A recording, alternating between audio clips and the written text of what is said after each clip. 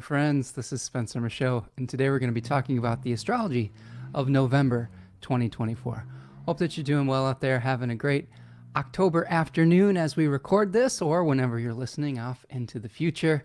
We're going to go on a deep dive today of the astrology of November. We're going to talk about the lunations, the new moons, the full moons, the quarter moons, the ingresses of planets into new signs, solar phases, including Saturn turning direct and Mercury stationing retrograde. We've got a number of out-of-bounds planets to talk about. And of course, we're going to wrap everything up with a hexagram and an animal for our month. So I hope that you are doing well out there. If you are just joining me, please leave me a comment in the chat here today. It's always nice to see all these friendly faces and see where you're stopping in from. I'm always excited to see my friends here. We've got Rachel Fletcher here. So what's up, Rachel? Happy Venus Day from Roanoke, Virginia. Nice to see you, Rachel. Hope you're doing well and everything's going well your way. It's nice to see your face again. We are going to be checking in on each of the decans as well today, Rachel. We're going to be looking at Scorpio 2, 3, and Sagittarius 1 today. We are going to be doing that deep dive and unpacking those scorpionic archetypes. We've got Rachel Fletcher stopping in, says hello, friend. I'm sorry, Rachel Olone. So we've got the two Rachels right back to back. Oh boy, reading is fundamental, friends. So we've got, welcome Rachel Fletcher from Roanoke, Virginia, but we've got Rachel Olone joining us from Ireland as well, friends. Says hello, friends. Lovely to be back with you all. I've missed at least one live the last few weeks. Super busy Libra seasons. And by Friday nights, I'm fading out. You and me both, Rachel. It's been an interesting Libra season for sure. But I'm hoping that with Venus recently ingressed into Sagittarius as of today, and getting past maybe some of the challenges of the full moon squared Mars, and maybe seeing Mars moving into Leo in November, maybe we'll have a little bit of a respite from some of the challenges of Mars in Cancer. Of course, we are going to have to retrograde back into Cancer, but I'll talk about that.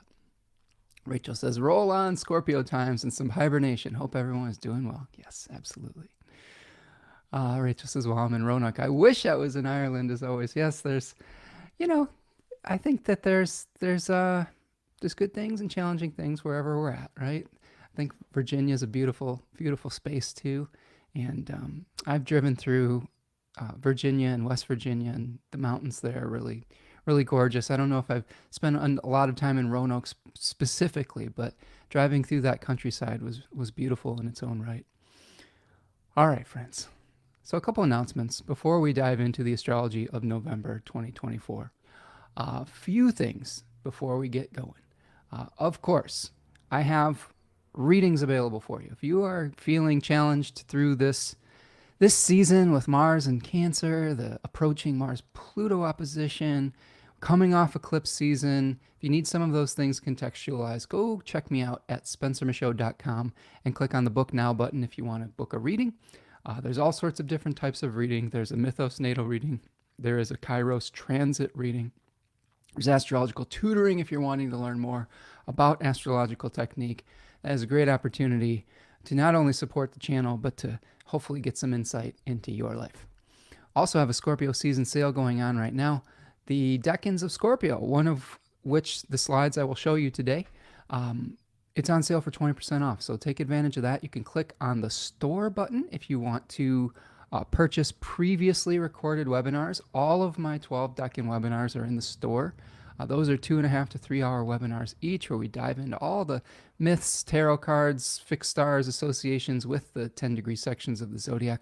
I also recently put up the Dignity and Devotion The Moon webinar that I did with my partner, Tanya Andrews. That's for sale. That actually went 4 hours. So if you want 4 hours on the moon and its significations, not only with myth and how to analyze the moon in your chart, but also how to create a devotional relationship through astrological magic with the moon, and how to elect a moon election. Some really juicy stuff in there. So check that out. That's the Dignity and Devotion, The Moon. And Tanya and I also have another one coming up. We're doing all 7 of these traditional planets. So we have Dignity and Devotion Mercury coming up on Saturday, November 9th at 1 p.m. Eastern Time. So those are going to be the second Saturdays of each month moving forward. But check that out. This is going to be a super fun one. Mercury is going to hopefully be its mischievous self, right? Be kind to us around that period of time, but it should be fun. Mercury significations and stories are always really interesting. Tanya's doing an excellent job helping me out with all of these, and I'm in her debt and gratitude for the being able to team up with my partner on these beautiful webinars. So check that out. You can find a link to that to sign up in the webinar. In the chat here today.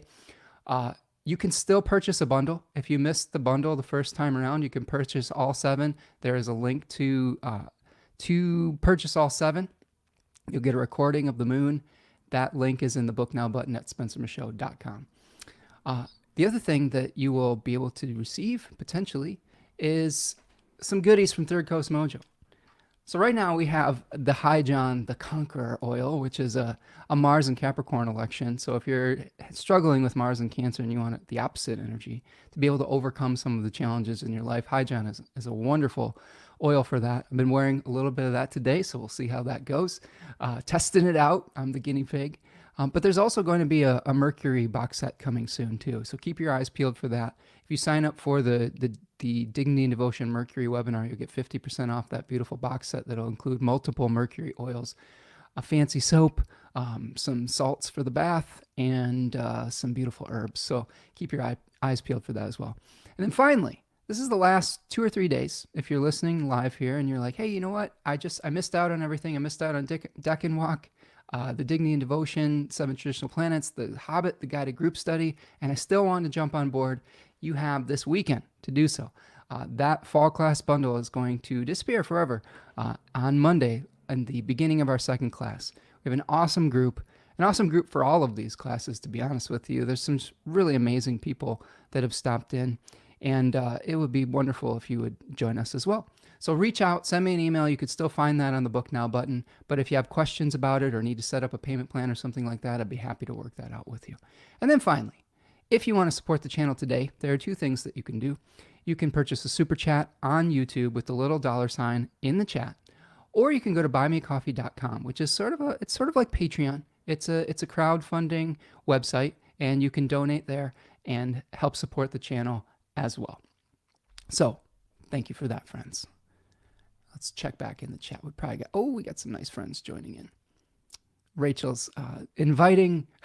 We're going to have some cross-continental connections with the 2 Rachels. We're bridging the Rachel Bridge over the Atlantic, right?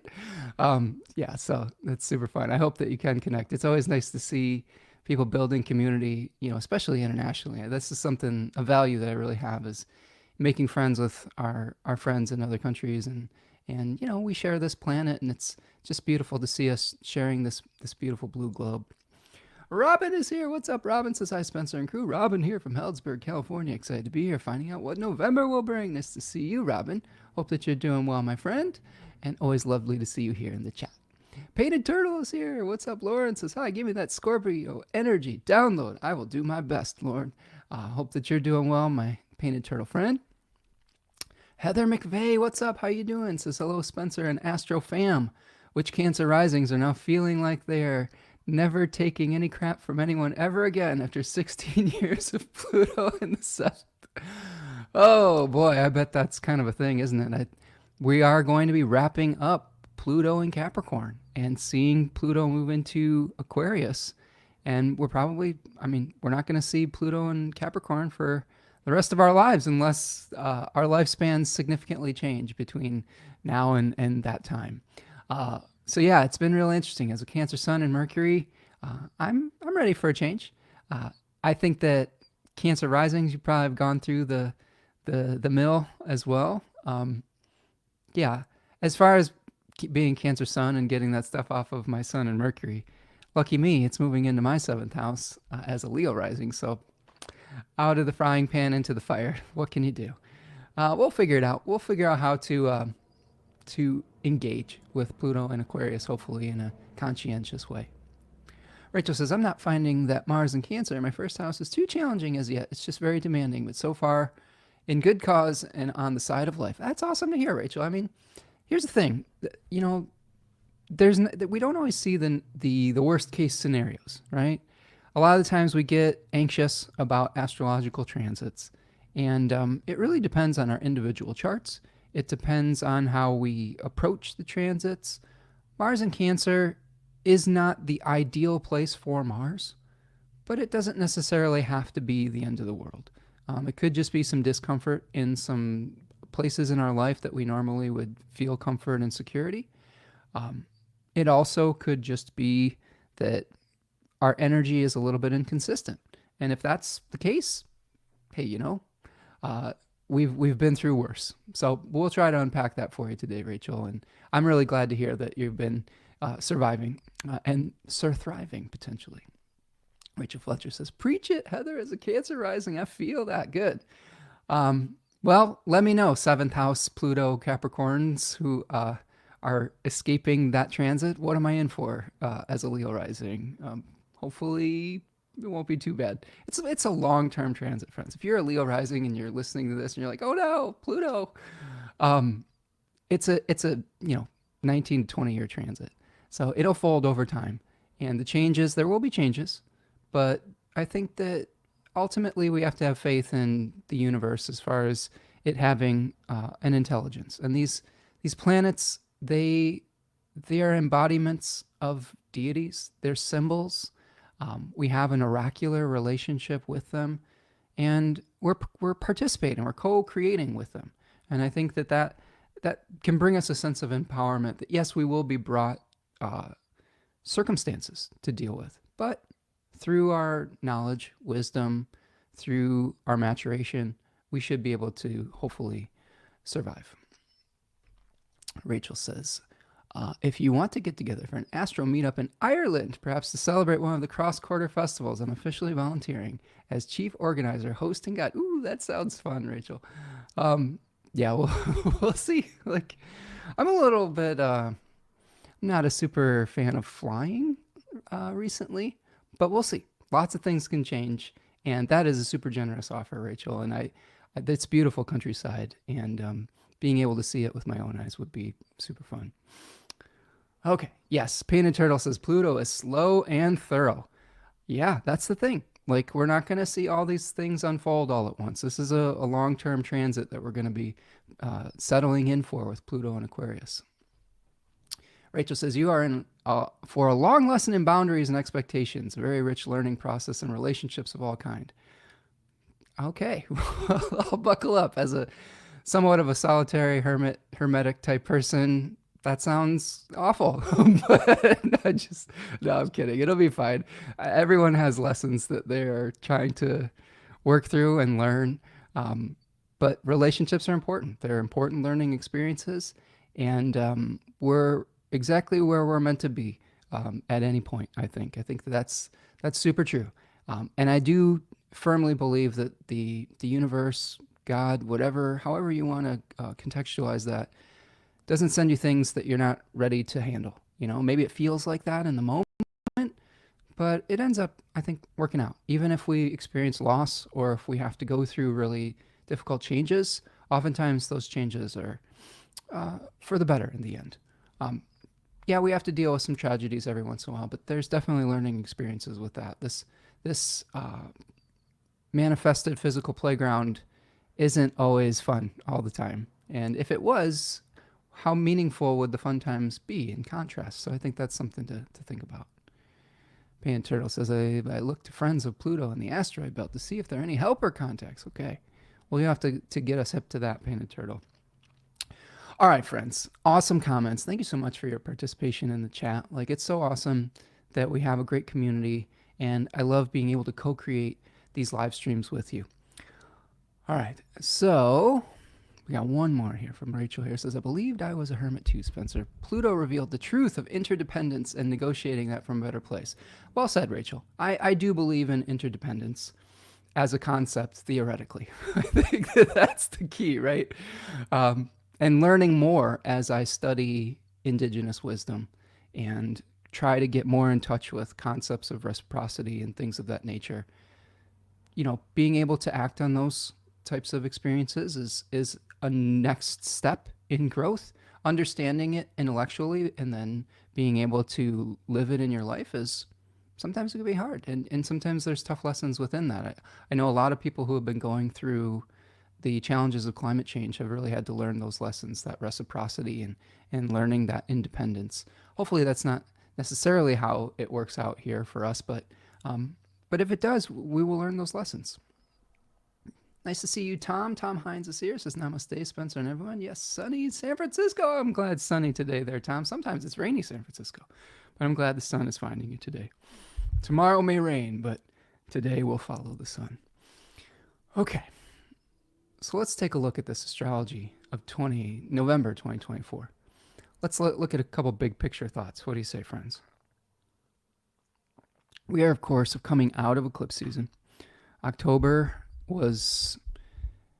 always a little challenging, just I guess from a personal perspective as a Leo ascendant, with the sun being in its fall. So I always look forward to the transition from Libra to Scorpio, but we are going to be dealing with a season that is related to identifying where we may not get some of our needs met, where we may hunger or desire for things, and where that's either healthy or unhealthy. We are experiencing a time of year in the Northern Hemisphere where we're releasing forms back to the earth, which is natural.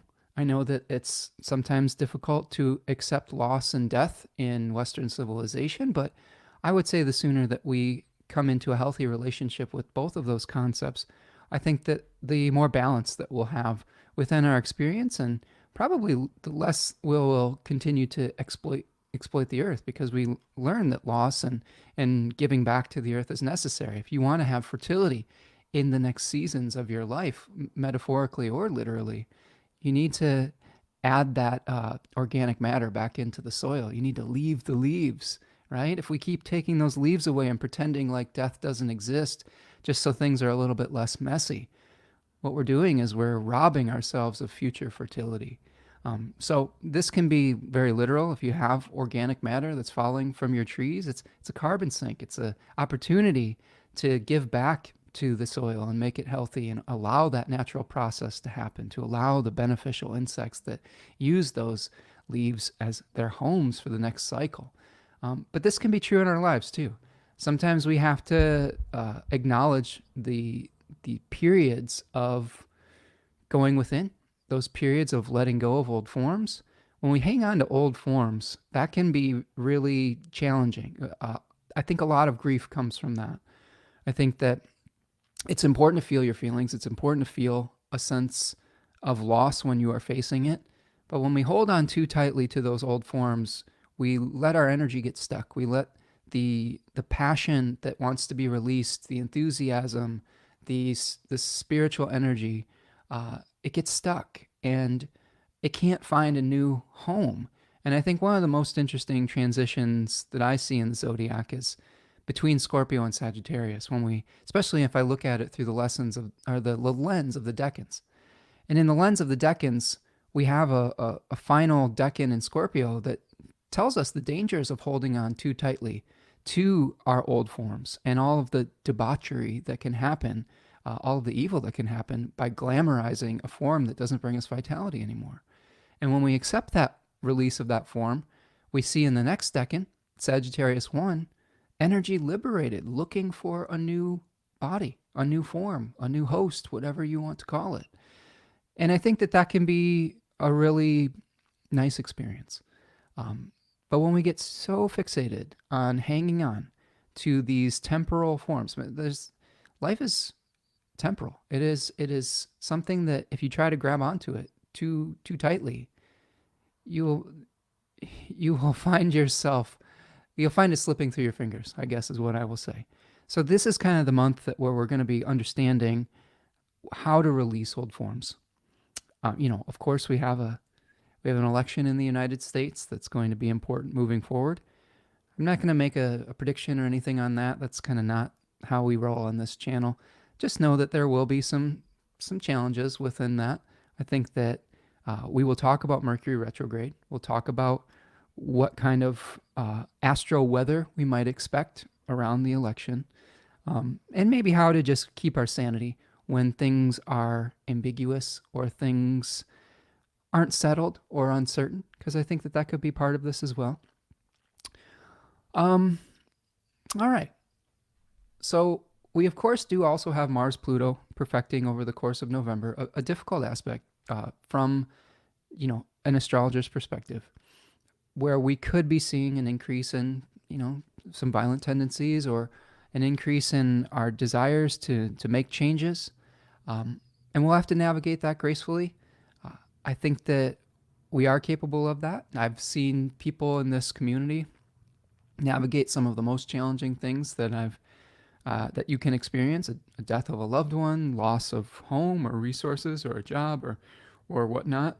I've seen people navigate that with grace. So I do have faith that we can band together and overcome challenges like this. But I'll break it down for you, especially through the lens of the third decan of Cancer and the third decan of Capricorn. We also have some water and fire trines this month that I think will be helpful to help us to navigate. We've got trines between the Scorpio and the Pisces planets. And we also have some trines between the Sun and Mars when Mars moves out of Cancer and into Leo, and when the Sun moves out of Scorpio and into Sagittarius. So I think that there will be some moments where things will flow to help us through the squares. We will have a few Sagittarius and Pisces squares this month, which we have squares and we have trines all the time. So nothing to be too worried about, but we'll try to help give you some context for that. We also have Saturn stationing direct at the middle degrees of Pisces this month. So if you've been having some challenges building new structures within your life or finding the mental or emotional discipline to manifest your dreams or whatever it is, that might be more supported as we move into November.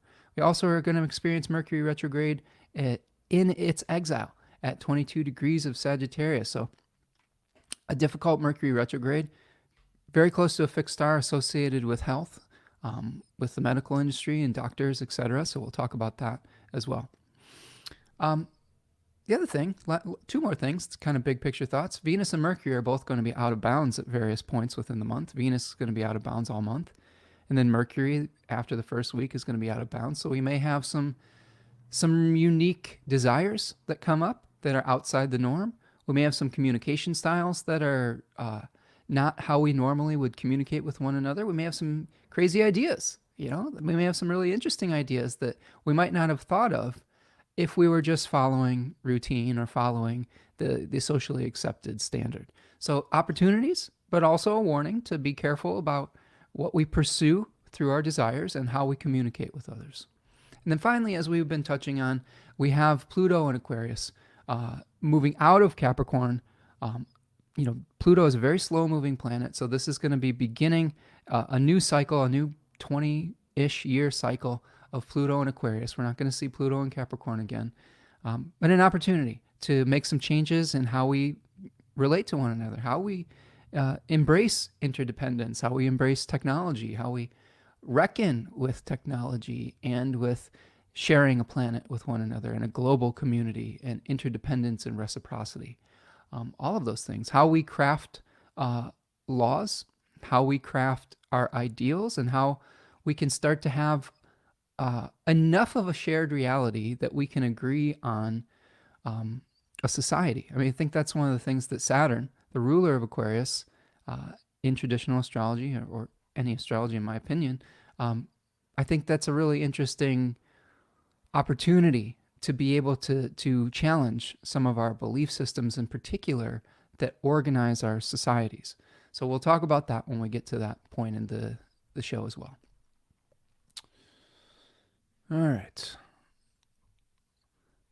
So let's talk about these lunations. Lunations are a fancy word for new and full moons. We have a new moon starting the month off at 9 degrees of Scorpio.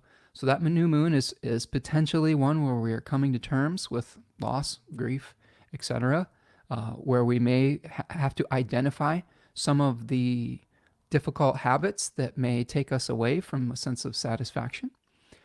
We're going to be experiencing the first quarter of that moon on the 9th of November at 17 degrees of Aquarius. So potentially challenges moving on from a very emotionally bonded experience. So we'll break that down for you. And then we have a full moon on November the 15th at 24 degrees of Taurus, very close to Uranus. So making making amends for past mistakes potentially, getting shocked out of our lethargy to let go of old forms. All of those could be on the table for the full moon on the 15th. And then finally, we have a last quarter moon at 1 degree of Virgo once the sun is ingressed into Sagittarius. So all that liberated energy from Scorpio after we've released form, then we have to figure out what to do with it. How do we start to craft with it? What skills do we need to achieve the new goals that we set for ourselves, to find a new form for that liberated essence? All right. We also have a number of ingresses. So the ingresses for this month, we will start off the month on November 2nd with Mercury moving into its exile in Sagittarius. That's the house of Jupiter. A difficult place for Mercury, although the first decan of Mercury has rulership by face. So we will break that down. We might have to be a little bit careful with the way that we express our opinions because they may be more related to our beliefs rather than trying to find consensus with others through asking questions. We may be more apt to make statements rather than to try to see things from multiple viewpoints, which is one of the ways that Mercury can work in its best forms. So that's going to be on the table. Mars is going to move into Leo on November the 3rd. A brief respite before it moves back into Cancer in January. So it will station retrograde in December, move back through those very early degrees of Leo, and then revisit Cancer. But it's an improvement for Mars's dignity in the traditional sense. So maybe we might have more of an ability to move forward in a little bit more of a direct arrow type fashion. When Mars is in Cancer, sometimes we go one step forward, two steps back, sideways. It's difficult to sustain our energy. And again, Mars likes to create severing and separating within using the resources that it's given in the house that it's in. So in this case, we're moving out of Cancer, the family, domestic situations, our bodies, and into the house of the sun. So related to our sense of identity, our belief systems, our conscious intentions could get a boost with Mars there. We might be able to take action on those conscious intentions. So we'll see. On 11/11, make a wish, because Venus will be moving into Capricorn. Venus will be moving out of Jupiter's sign of Sagittarius and into Capricorn. So the interesting thing about that is that Venus will improve condition by witnessing its host in a very positive way through a sextile. Right now, as Venus is moving through Sagittarius, it's in an opposition to an exiled Jupiter that is retrograde. So a little bit of a challenging opportunity for Venus to get resources. It's tough for Venus to get what it wants with its host being in a challenging position. I think it's probably better than maybe Mars in Cancer hosting Venus from Scorpio, but still not without its challenges. But 11/11, Venus moves into Capricorn and is supported by a Saturn that will be moving direct shortly after that. Then we have our Pluto ingress into Aquarius on the 19th, so we will break that down. And then finally, the Sun will ingress or change signs into Sagittarius on the 21st of November. A few solar phases that we have. Okay, I'm going to check in with my chat friends here. Heather says Mercury will be a mutual reception with Jupiter in Gemini. Was it Robert Zoller that said 2 planets in exile in mutual reception are like 2 drunks propping each other up on the way home from the pub? Yeah, it's a good point, Heather. Having mutual reception, being in each other's signs, exchanging domiciles does give them a little bit of a boost. They're both in places that they may not be comfortable, but they do have an open line of communication and they have each other's interests in mind, I guess I will say. Like imagine staying at someone's house. You don't really like their house, but they're in your house and you want to treat their stuff well because you hope that they aren't going to like screw your stuff up type of thing. That could be the situation we find ourselves in. So that's a good point, Heather. Good catch. What's up, Candy Corn? Nice to see you, Corinne. All right, so if we look at the solar phases are the relationship of a planet to the sun, whether it's going in and out of its retrograde shadow, stationing retrograde or direct, or emerging from the beams or conjoining the sun in the heart of the sun. So this month on November the 7th, we have Mercury moving into its retrograde shadow at 6 degrees of Sagittarius. So that's where Mercury is going to retrograde back to. All right, so once we pass over that threshold, we may, there may be some things that we have to redo through maybe moving too quickly. Okay, that's one of the dangers of Mercury in the first decan of Sagittarius, is just moving with great speed when we actually need to pay attention and slow down with some of the details. On November the 15th, we have Saturn stationing direct at 12 degrees of Pisces. So again, that's going to help us to hopefully concretize, bring into manifestation some of our visions, some of our dreams. We may also start to know what our limitations are around that manifestation energy. Saturn brings us beginnings and endings. So we may have to let go. There may be a hard no with some of those things, and we have to learn how to make adjustments with that. But I do think that the planet's going to function much better stationing direct. Its significations are going to be less corruptible. I think that we may find ourselves having more discipline than we had when it was retrograde. When Saturn is retrograde, sometimes all that mental, emotional discipline goes out the window. Structures are difficult to maintain, and I do think that's an improvement for Saturn's dignity around the 15th. On the 25th of November, Mercury is going to station retrograde at 22 degrees of Sagittarius, right on a fixed star called Ras Al Heg. And that is a fixed star associated with Asclepius, the healer, or Ophiuchus, the snake handler, which was a version of Asclepius. So I do anticipate there will be something potentially cropping up in the news around healing, around maybe illness, around the medical industry or something like that in general. Hopefully it doesn't mean that we're having an outbreak of disease or illness, although we have to keep our eyes on things like bird flu and things like that, to be quite honest. But it could be an opportunity for us to reevaluate the way that we go about healing, the way that we go about engaging with the various medicines in our life, etc. So we'll break that down as well. It's going to station all the way back to 6 degrees of Sagittarius and move direct on November the 15th. And then finally, on the 28th, Mercury is going to be moving under the beams of the sun. So shortly after the retrograde, it's going to be going under the beams of the sun. Retrograde. So this is Mercury entering the underworld, entering Hades, to be able to be renewed in the heart of the sun. Sometimes they talk about Mercury taking to its sickbed when it goes under the beams in its retrograde phase, an old Mercury. So this is going to be an opportunity for us to get some clarity, potentially, but a lot of it might arise from our own inner wisdom, our own intuition, from our past, potentially. So keep an eye out for that at the end of the month. We have a few out-of-bounds planets this month. Of course, out-of-bounds is when the planet is moving outside the normal path of the sun, which is called declination, how far it rises above or below the ecliptic. And when we have out-of-bounds planets, we generally see a planet acting outside the norm. And we are going to be having an out-of-bounds Venus month.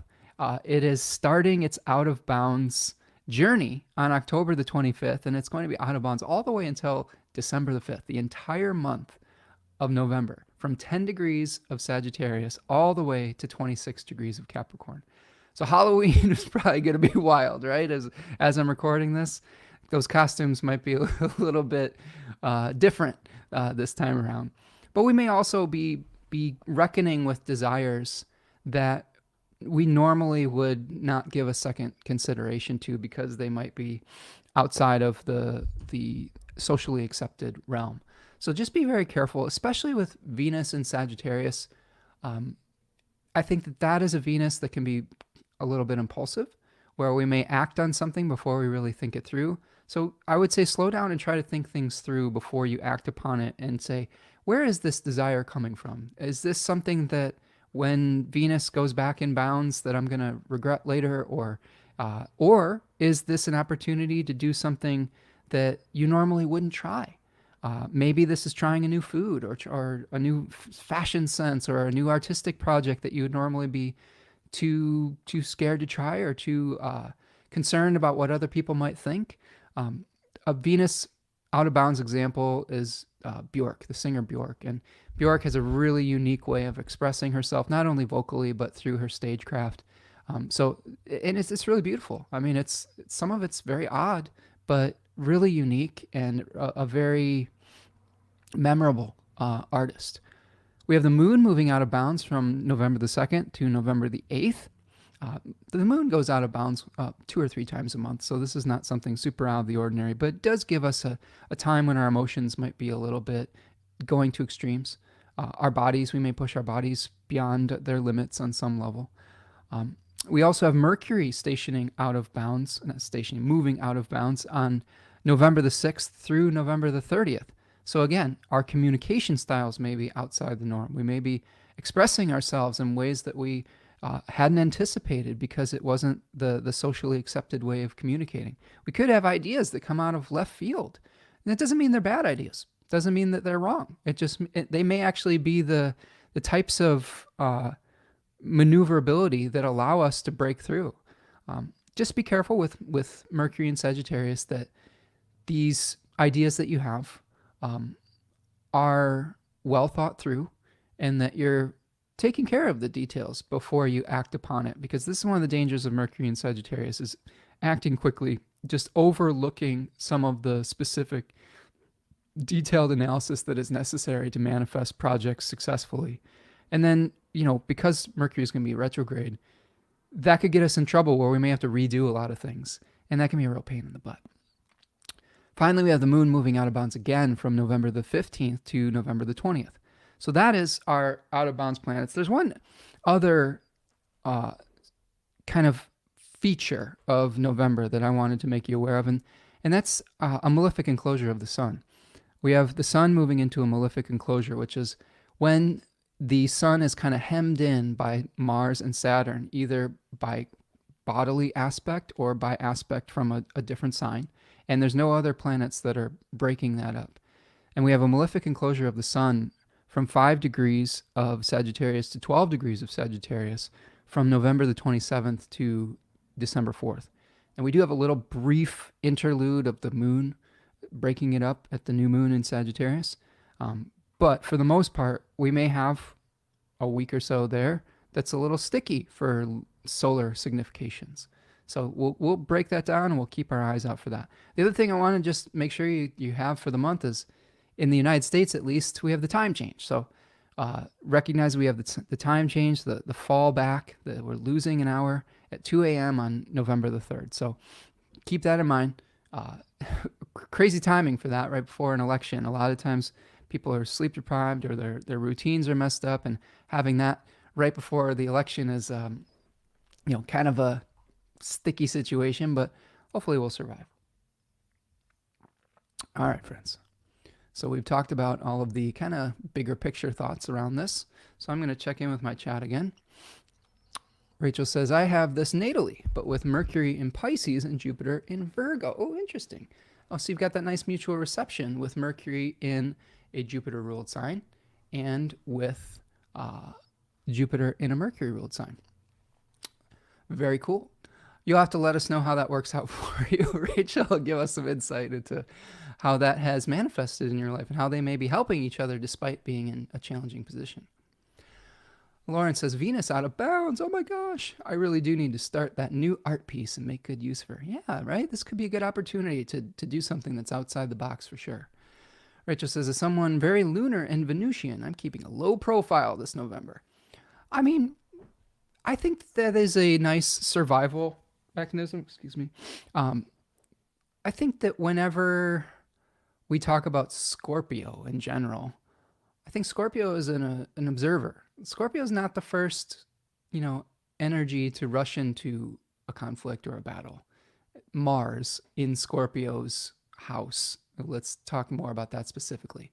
A martial person that has scorpionic influences is going to wait and bide their time and see how to be most efficient to be able to defend the dying life force. That is really one of the roles that Mars has, is defending with its last breath that old form that it doesn't want to release. Or if we have a little bit more, I don't know if the word advanced is the right word, but if we have some more experience with Scorpio energy, there's another symbol beyond the scorpion, which is the eagle, rising above those challenges, transcending. So being able to recognize when we need to release something, then we don't have to fight so hard to defend the forms that really should be let go of. So low profile isn't necessarily a bad thing during Scorpio season, in my opinion. Scorpi means to discover. Nice. Rachel says, I'm not the most objective, but I have found the mutual reception very helpful and supportive. But I have to work at it. It's rather like walking elegantly when you know you are slightly inebriated. That's funny, Rachel. That's bringing to mind a funny thing from a show called, I believe it's called Reno 911. It's like a spoof comedy, like police show that was on a while back in the States. And there's a clip of a guy who's being pulled over for drunk driving. And they're like, all right, sir, can you do the like they're asking him to do a dance move. And he's like, he starts going, well, kickball change. He does this really elaborate thing. He's like, and the person's like, wow, that's pretty amazing. How did you learn to dance like that? He's like, oh, I don't know how to dance like that. I'm just drunk. And there's like, gotcha. Like, so it's kind of funny. Drunk driving is not funny, but that particular exchange was pretty funny, and it kind of seems apropos for what you're describing. All right, friends. Let's start to take a look at Scorpio 1. This is about 40 minutes. I'm going to stretch my legs a little bit here. I need to make sure that I'm, when we do these longer experiences, that I am stretching out and not sitting too long. Probably going to be here a few hours today, potentially. So make sure you're stretching. Do me a huge favor. If you're new here, or if you're a vet, please like the video. Please subscribe to the channel. And subscribe to my newsletter. That's a great place to get new updates on when we're going live, new classes, discounts. When you sign up for the newsletter, you get a discount on any reading or class. So that's a good little incentive for signing up. So hopefully you'll take advantage of that. Okay, let's see. Rachel says, Mercury happens to be on my midheaven, so if I don't carry it off, I fall flat on my face. Well, we all have these challenges in our life, right? Nobody's chart is perfect. And I think learning to accept some of those imperfections is a good lesson, especially when we have Mercury in a Jupiter-ruled sign. Being able to see the big picture, I think, is a gift of that position. Yes, it is refreshing to move. I agree. I need to do more of it. That's the one body part that I struggle with is my hips. I gotta I think I had maybe it's too much information, but I think I had a small injury after trying to dig tree roots out of our compost pile. Like I was doing a lot of digging and I was like kicking the spade. This was a few years ago now, but I think I tore some cartilage or something in my hip. So that my hips pop. I don't know if there's a way to fix that beyond surgery or whatnot, but it's uncomfortable sometimes, so stretching out is important. All right. So let's take a look at Scorpio 1. There's going to be just one day of the sun in the first decan of Scorpio, so we will kind of go through this quickly, but I do think it's important because we are going to see our new moon happening in Scorpio 1. So I did want to make sure that we kind of broke that down. So let's take a look. Let's just look at first let's get our bearings with the chart first. Okay, so here is the first day of Scorpio. And we've got this new moon on the first of the month, right? And this new moon, 9 degrees of Scorpio with Mars at 29 degrees of Cancer, opposing the Pluto and Capricorn at 29 degrees as well. That's a little bit funky. I will admit. We also have during this new moon, Venus making an opposition to Jupiter or starting to apply to the opposition. We have a trine with Saturn, which is nice. So we're not going to have to deal with hard aspects with the malefic planets to the lunation itself, but we probably are working through a Mars opposition with Pluto, which could bring some opportunities for uh, coming to terms with things and with grief. Yeah, Rachel says Pluto is not departing quietly. Absolutely not. So this could be something within the collective that is either violent or is difficult to deal with. We of course are still seeing, violence across the world that is very challenging. That we're hoping and praying will cease to happen. But human beings are strange creatures, and it is tough. I'm kind of. There was news yesterday of a potential tipping point towards peace, and then kind of the news after it came out that nope, we're going to continue on with all the stuff we're doing, and it's just like, come on, do we have to keep going down this road? It's just exhausting, and that's all I'll say about that. But good grief, like as a peace loving person, it's just exhausting to see that where is the line with all of this, right? And I'm not sure what the answer is, but maybe we'll get some answers around this new moon in Scorpio potentially.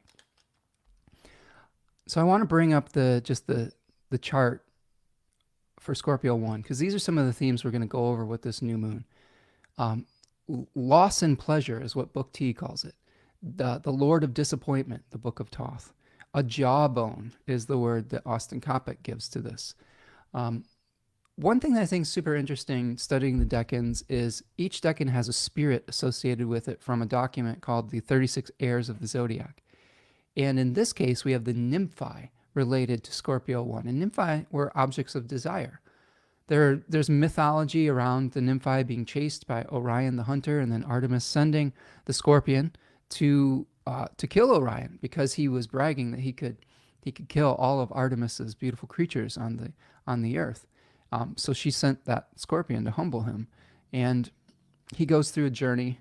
Eventually, I think that in the sky we see the transition from Orion stepping into the river, the Eridanus, and at the end of that river, he sort of transmutes or transforms into Hercules, which is the kneeling one, someone who has been humbled through experience.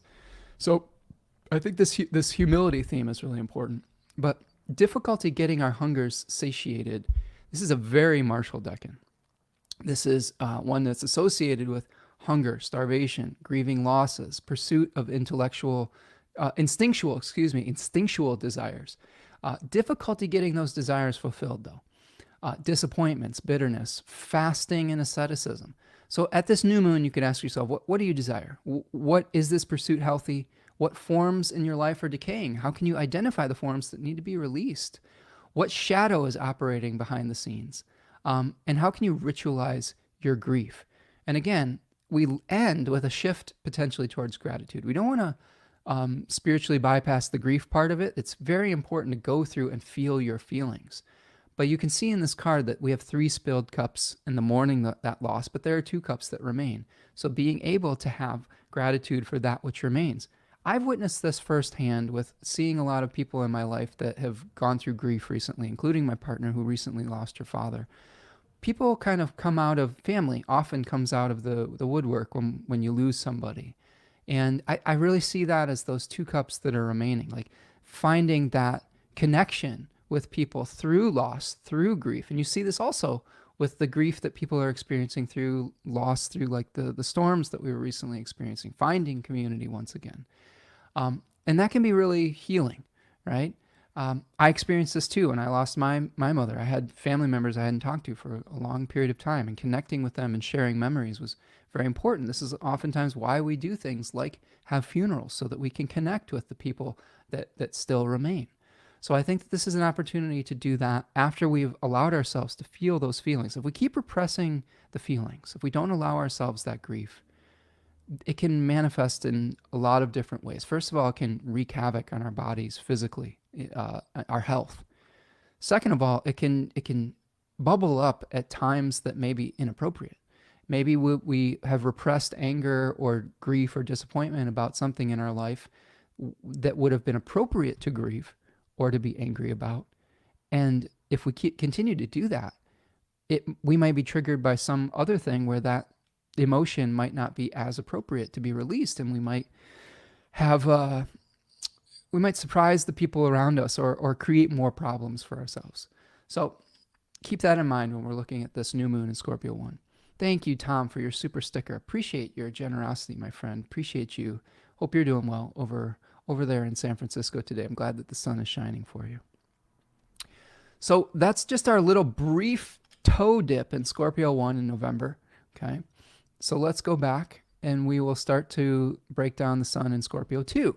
So we'll go back to our chart and we'll see that on the, basically throughout the end of Friday, the sun's going to move into the second 10-degree section of Scorpio. So if we go a few hours forward here, you can see here that sun's going to be dipping out of the first decan and into the second decan right here in the evening.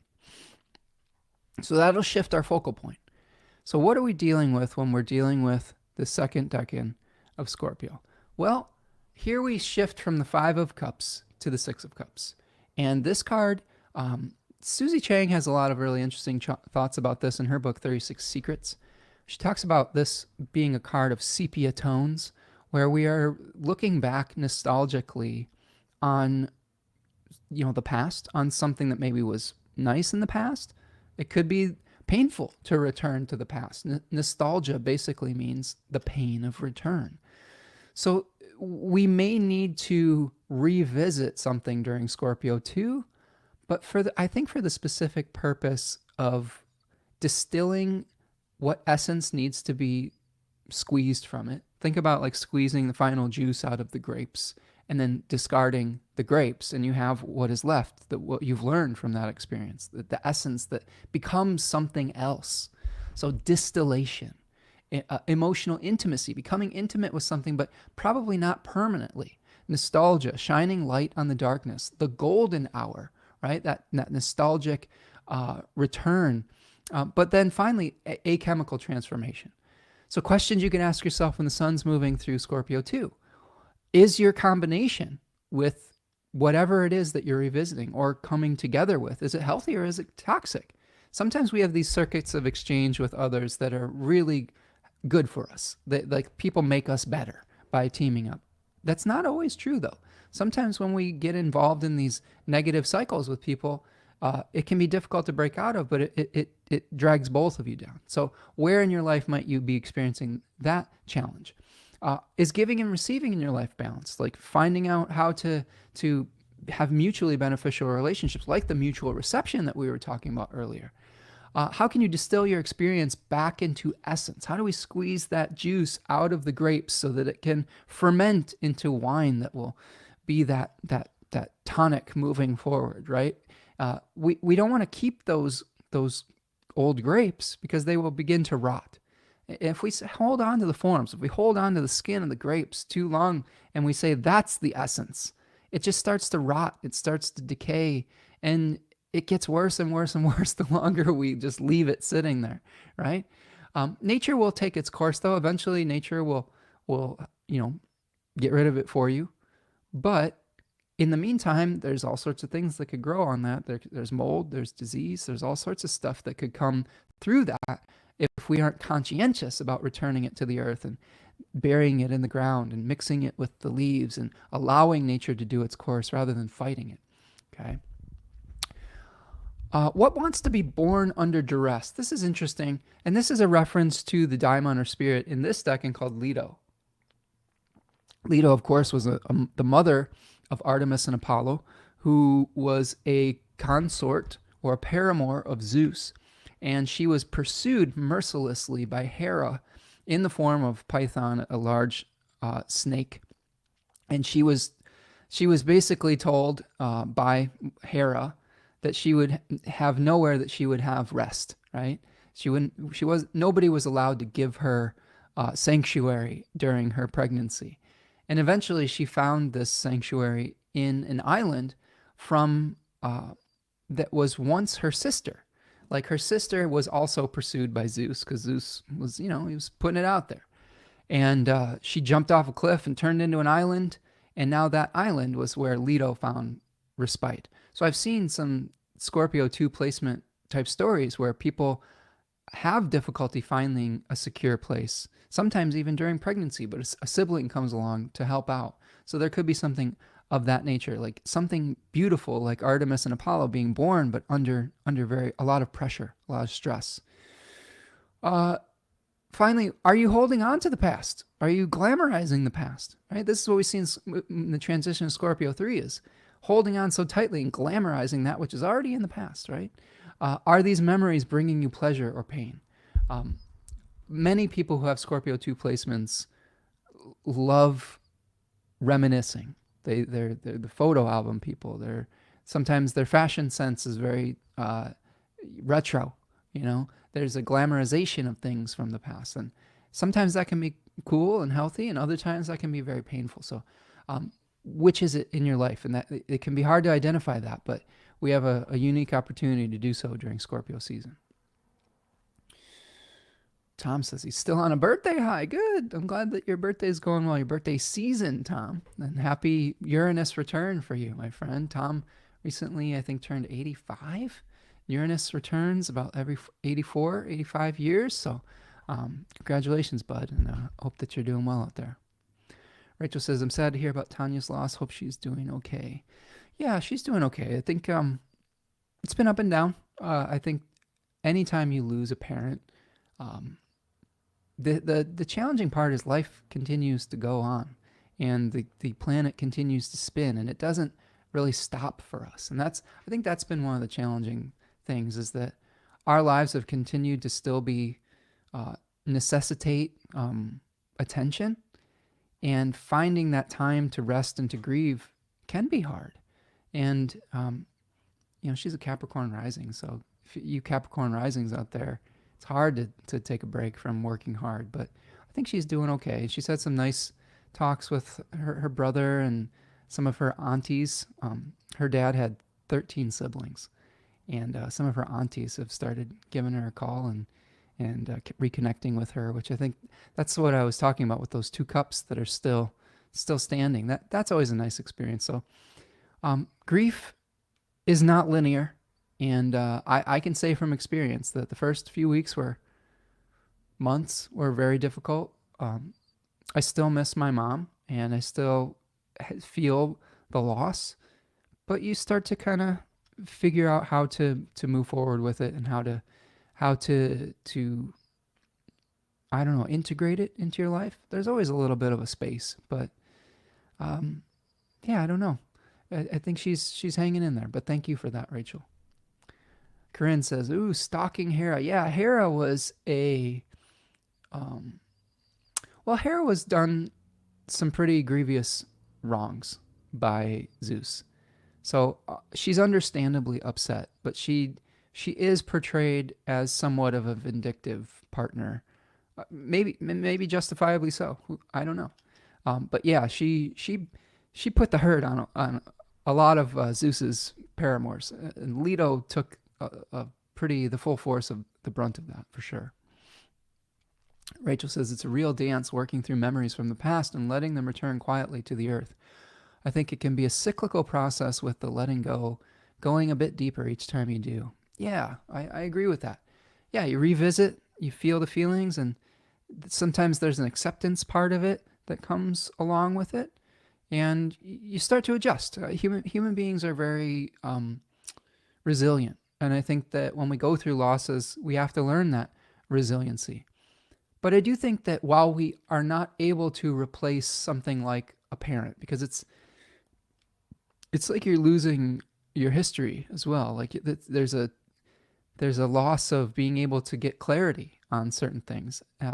So it isn't just losing that person, it's losing access to someone who may have known us in a way that was unique. But I do think cultivating the relationships that are still present in our lives is a really important way to go through that. Again, you can't replace people, but appreciating the things that we have in our life can be very healing. Yes, happy birthday, Tom. Keep celebrating, friend. Keep celebrating. Okay, so this is our Scorpio 2, the November 1st, the end of November 1st to 11/11. So let's go take a look at the chart again and see what kind of things we have around Scorpio 2 season. I always like to start with the decan because that's sort of the canvas that all of this is painted upon, in my opinion. It's giving us a focal point. It's giving us a conscious intention that all of these other energies could be, playing out through, right? So on the 2nd, on November the 2nd, let's keep going here. We're on Saturday here. Let's go back to noon just so you get an idea of what the day might be in the middle of the day.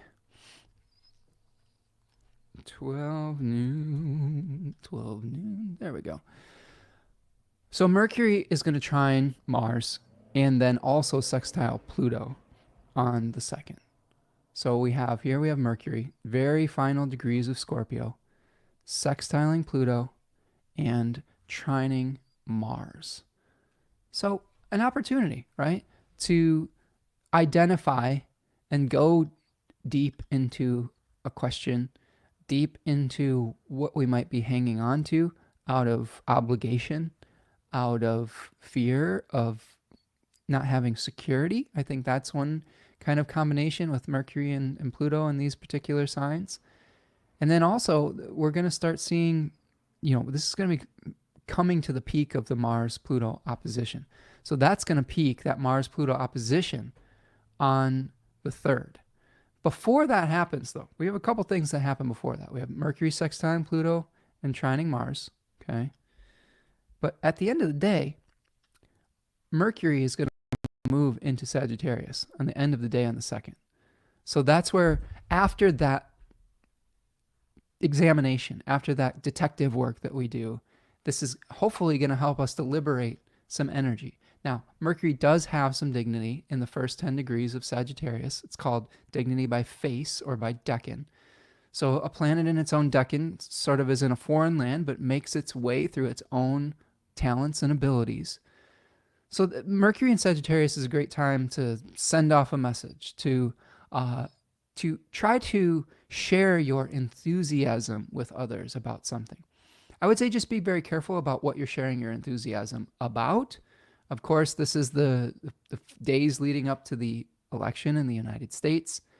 I have found that convincing people of a political position is really difficult to do, especially in a polarized country like we have in America. It can really be fractional for relationships. Is that a word? Fracturing. It can fracture a lot of relationships. I had a really tough conversation with one of my uncles a few years ago around election time, and I was trying to understand his perspective, which was very, very, very different than mine. And it ended very poorly. Like I asked him to vote out of love instead of out of hate, and his response was "fuck you," and he hung up on me. And we haven't talked since, and it's painful. And it feels like that type of energy could be present with Mercury moving into Sagittarius. We could get really passionate about our beliefs, and it could spiral. Our conversations could spiral out of control really easily and very quickly. That doesn't mean that you necessarily need to compromise your belief systems. But I do think that it is important to lead by example. And I think that if someone doesn't want to be convinced of a perspective, or if they're entrenched in their position, it's very, very difficult to convince them otherwise without a lot of collateral damage with it. So I think that's one of the things that I'm going to be trying to remember during Mercury's ingress into Sagittarius is that some people have different beliefs than I do, and I don't have to agree with them, and I don't have to support them. But I do need to stay true to myself. So I think those are some things that can hopefully lead us through this period. The other thing that we're seeing, coming on the 3rd, this is where we get that Mars, Pluto, Venus, Jupiter opposition. Again, leading up to the election on Tuesday, November the 5th. I would just very strongly caution all of you towards having difficult conversations with people you care about. I know that it's super important. This election is very important, Um, I mean, it is. I don't even know how to start talking about it without it, inciting negativity. That's where we're at, where it's even difficult to even talk or contextualize it. So what I will say is that um, I think it's important to vote. I think it's super important to vote. Please vote. Exercise your democratic republic right to vote, and then let's see what happens. Again, trying to convince someone of our opinions and or trying to force someone towards our opinions. I think this is one of the things I'm a little bit nervous about with this energy is how safe it will be to vote. There's been a lot of noise around people trying to become violent around polling places and convince people through force to vote a certain way, which I think is horrible, and I really concerning. But I do think that doing our duty as citizens is very, very important, and the bravery that comes along with exercising your right to vote is I think extremely important. So just be careful, though. Like there are ways to vote safely, I think, and this energy with Mars opposing Pluto. This is one of the aspects that astrologers are kind of there's a lot of there's certain aspects that astrologers are like, man, that one could be really sticky. And Mars Pluto and Mars Uranus ones can be really challenging. Just be very, very cognizant of conflicts spiraling out of control quickly. I think that Mars in its fall, okay, in Cancer, is an unpredictable Mars. It is, traditional astrologers would say that Mars is, like Cancer, sideways, one step forward, two steps backwards. It can be very challenging to predict what Mars is going to do or what people are going to do under the influence of a fallen Mars. When it comes into contact with Pluto, that martial energy is playing out through the collective, number one, through bigger picture challenges. Pluto in the last decan of Capricorn has to do with our bureaucratic systems. So this to me is very much a challenging position for, government entities. Violence being played out through like exercising a bureaucratic kind of systematic right. And with Venus opposing Jupiter retrograde, this is another position where Venus is passionate about their beliefs, passionate about going out there and carrying the weight of belief towards the finish line, the end of the marathon. Jupiter retrograde in Gemini 3, be very careful about seeing things in black and white terms. That decan has to do with sort of the, what's the word I'm looking for? Ultimatums, right? Like saying things that are like hard to backtrack from. So we could see people being very passionate about what they desire and trying to craft ultimatums around that. Rhetoric, political rhetoric is I think a Venus Jupiter opposition here in those particular signs. We could see a lot of that. So I would say just be careful. Be aware of your surroundings and things of that nature. Don't let people intimidate you out of exercising your right. I think that's super important too. This is where real bravery and courage comes in.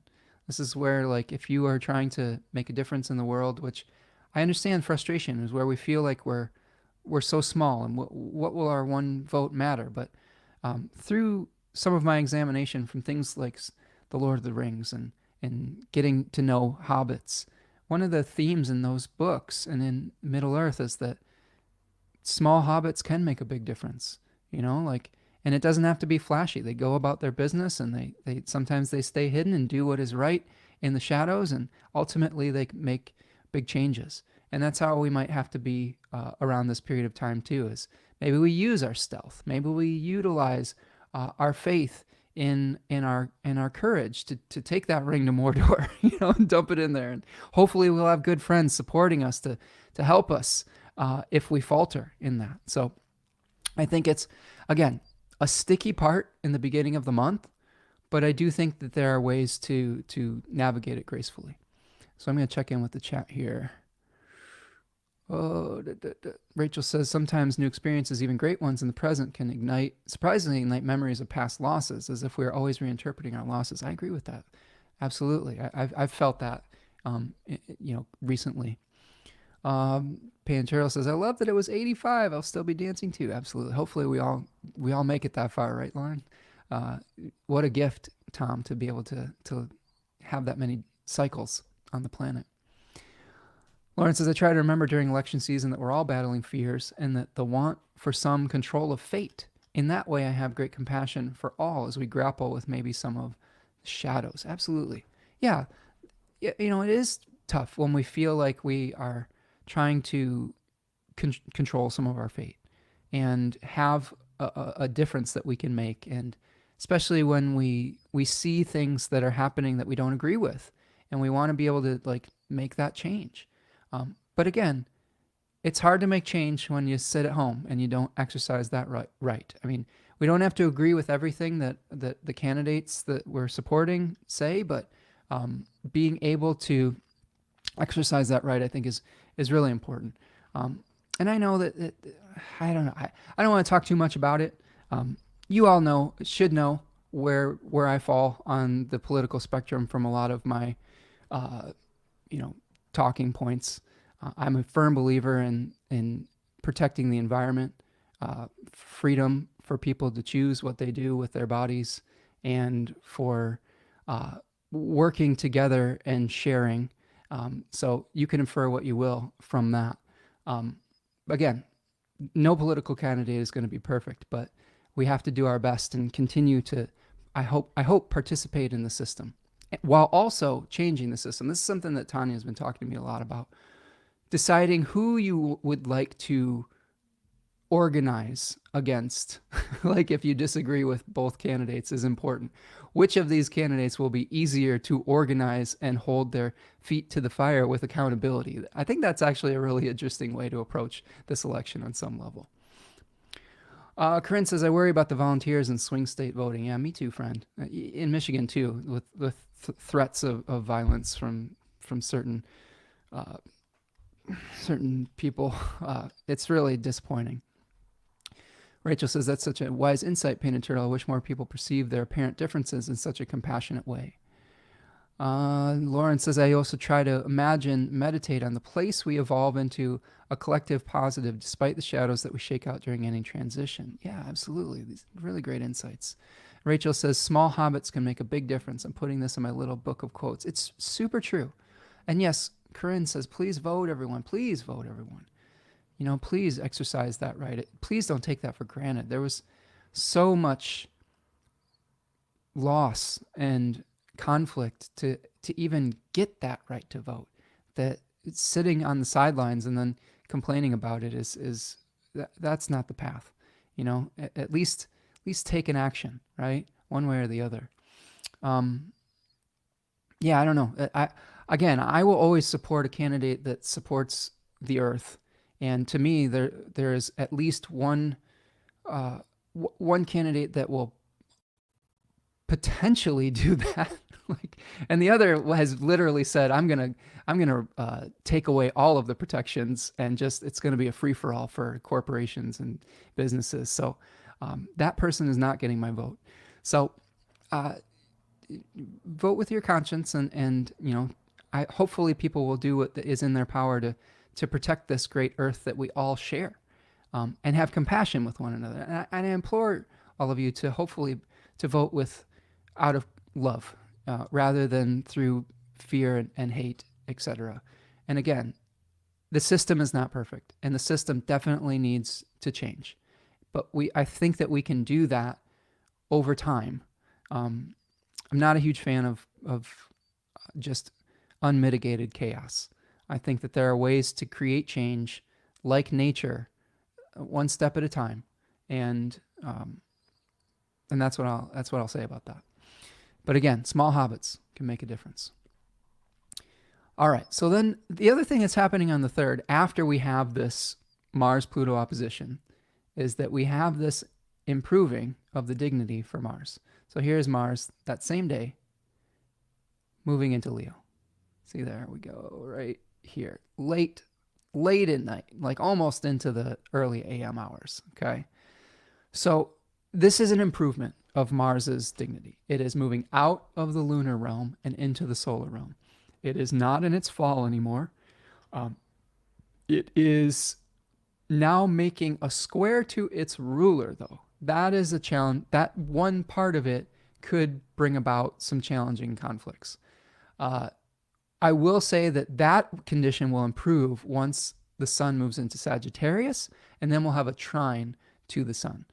It won't be in conflict with its ruler anymore. So there could be a few bumpy patches with Mars in Leo to begin, but eventually it's going to help improve that condition. I kind of welcome that. Mars and Cancer, it's tough. And as a Cancer sun and Mercury, it brings spiciness in places where I just wish I could rely on them to be unspicy. And hopefully this will be an improvement for that, so that, you know, it's not about where Mars is in this point, it's about where Mars isn't. What I will say, the conflicts that you've been experiencing through Mars and Cancer are not going to be completely resolved. This might be just an oasis point, especially because Mars is going to retrograde back into Cancer at the begin, I believe in the beginning of January, and through February. I'd have to look at my notes for that, but yeah, we have to buckle in for a little bit more Cancer, maybe April actually. Let's see, let's look at it. I actually want to know now. So let's look at Mars. I want to know. So there's Mars moving into Cancer, January 6th. And then we have Mars moving out of Cancer for good on April the 18th. Yeah, I thought it was a little bit longer than what I was previously thinking there. So hang in there, you know, take one day at a time, take one conflict at a time, enjoy the break from the conflict in your Cancer house, and, you know, see if you can move forward with Mars and Leo. Might be a little bit of a pressure cooker with Mars and Leo.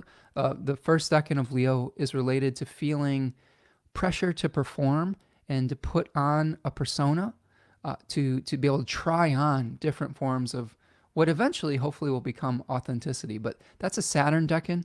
So Saturn decan in a sun-ruled sign, Susie Chang talks about that pressure to be visible. And we might feel uncomfortable being visible around this period of time.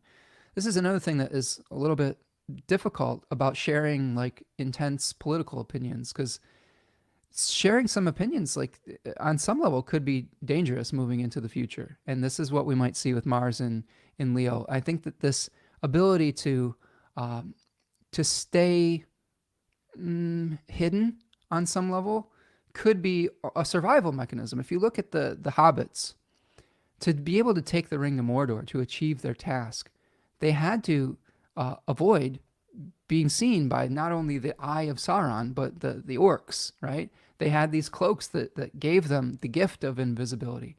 And that doesn't mean that people don't care. That doesn't mean that people aren't working to make change. It just means that they may not be in open confrontation about it as a method to continue to live to fight another day.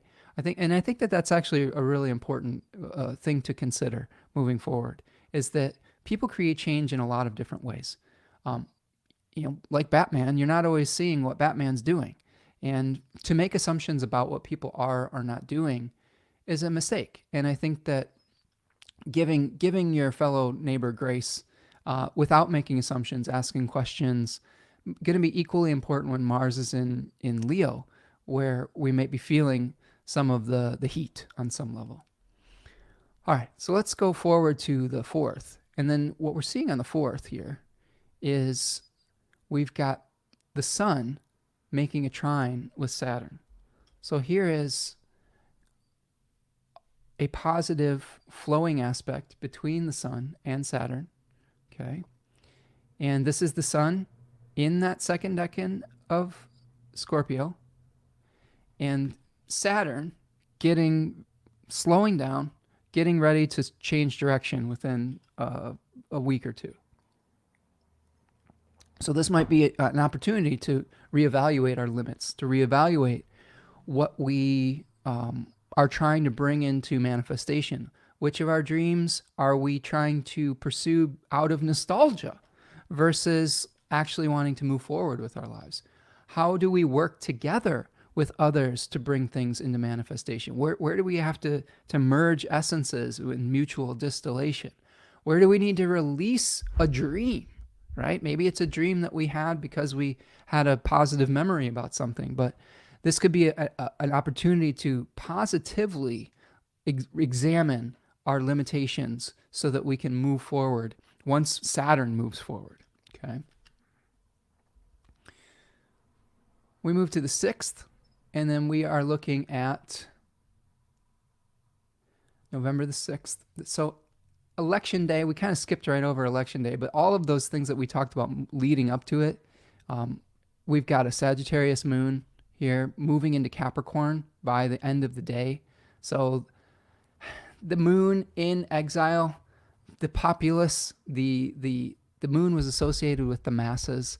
Probably the masses, one faction of the masses is not going to be happy. I mean, this is true for any election, but this is going to be especially true with the moon moving into its exile here and coming close to Pluto.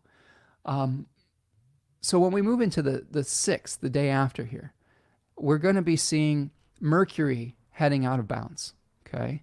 And while Mercury heads out of bounds, it's going to be trining the North Node. So I tend to see planets trining the nodes as feeling more comfortable with some of the changes that we were asked to make when the planet was at the bending of the nodes. So we're seeing Mercury start heading away from the South Node. We had a Mercury cazimi on the South Node in the first degrees of Libra, conjoining a fixed star called, what was it? Diadem, which is the crown of Ariadne. So a sacrifice that we had to make, or the crown of Bernices, Coma Bernices, right? Or we had to, the crown of Ariadne, I believe, is actually Alphecca. So excuse me for that. But the crown of Coma Bernices was the sacrifice of the queen's hair to bring her husband home safely from war. So we had to understand the sacrifices that we needed to make. And maybe we're understanding that more clearly as we start moving towards the North Node in Aries and maybe starting to bring about more independence. Now, Mercury out of bounds the day after the election, you can imagine that people are going to be getting all up in arms about the results. The Republican Party has already said that they're going to contest the election no matter what. They've already started setting up lawsuits and all of these things. So we might see the system become weaponized no matter the result, right? I think that the way to deal with that, let the process play out, hold the people accountable that need to be held accountable. But I would say that try to stay centered during a place of ambiguity where there's going to be a lot of noise.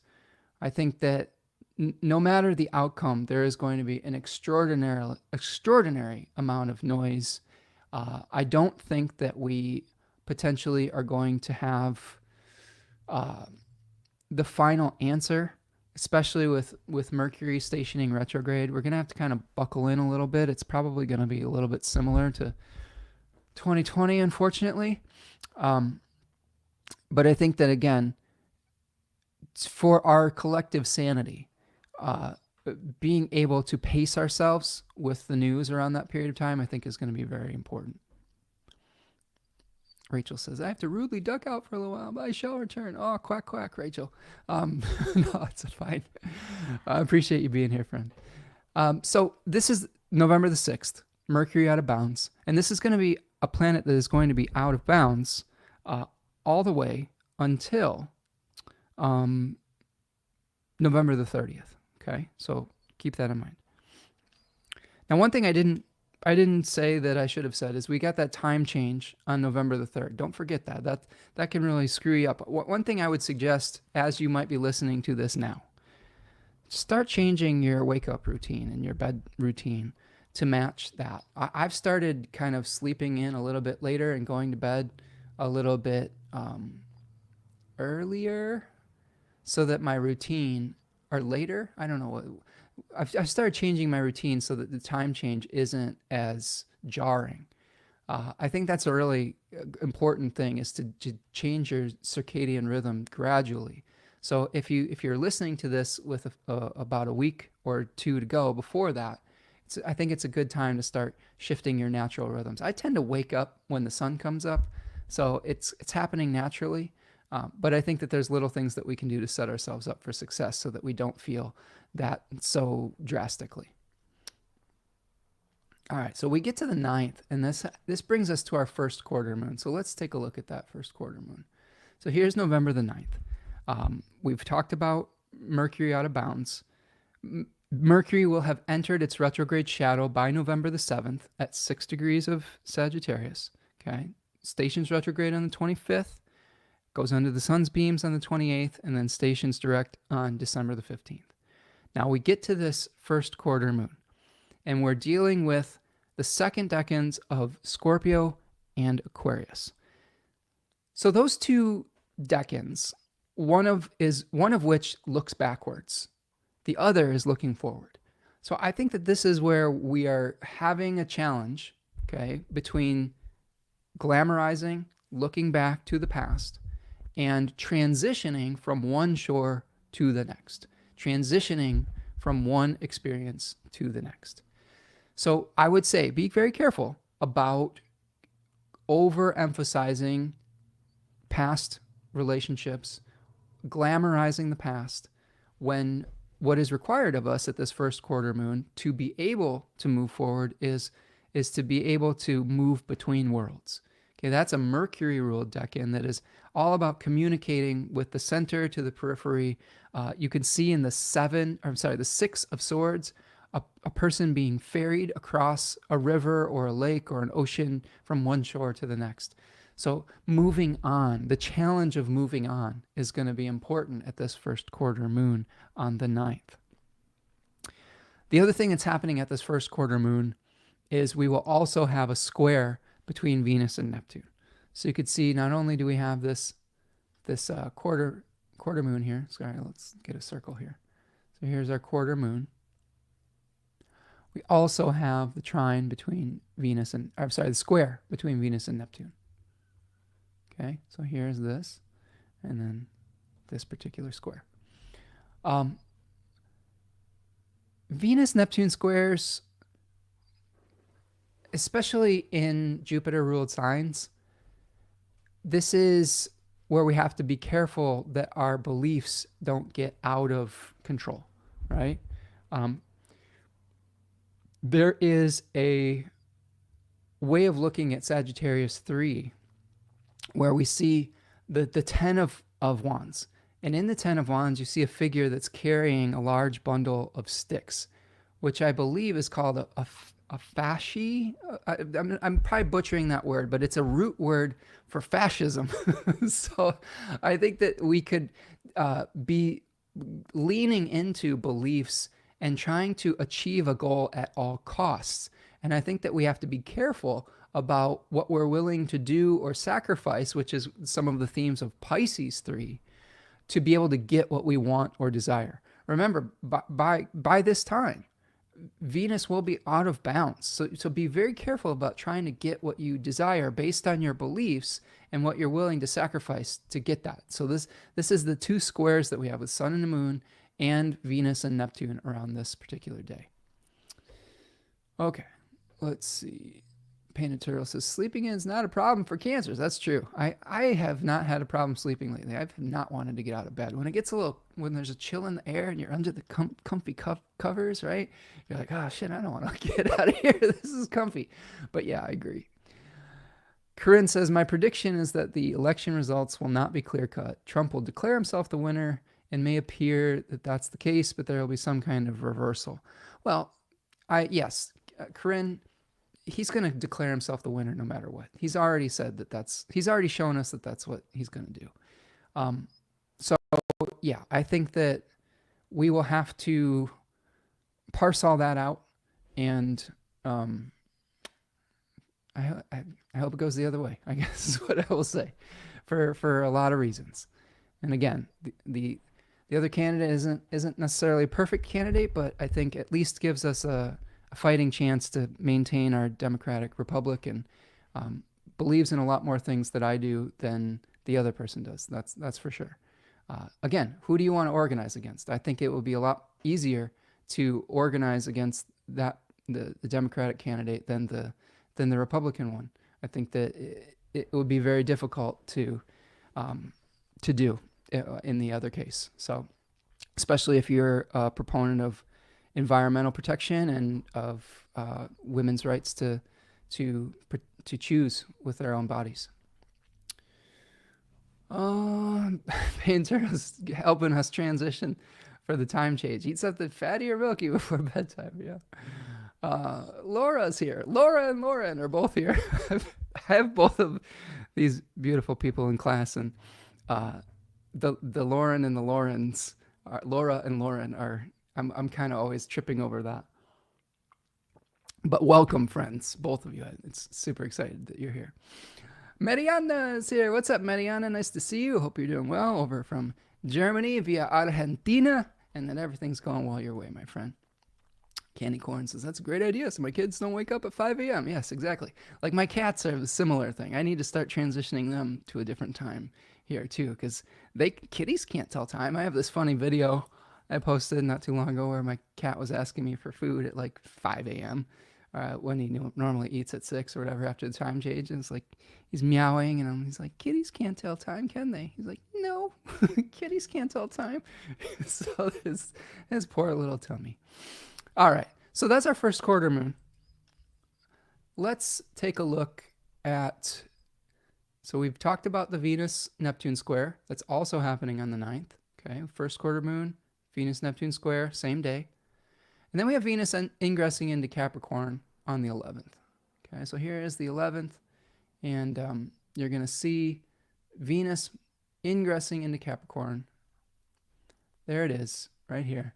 Now, I actually think this is going to be an important shift of dignity, especially because Venus, for the first time in a few months, will have a ruler that is not messed up.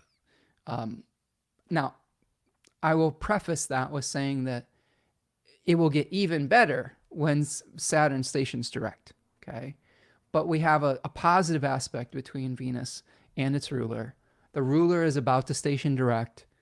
That, to me, is much better for Venusian significations, where we are moving away from an opposition, albeit with mutual reception, as we've pointed out with Jupiter retrograde in Gemini, and we're moving out of that Venus in Scorpio, where we had the fallen Mars.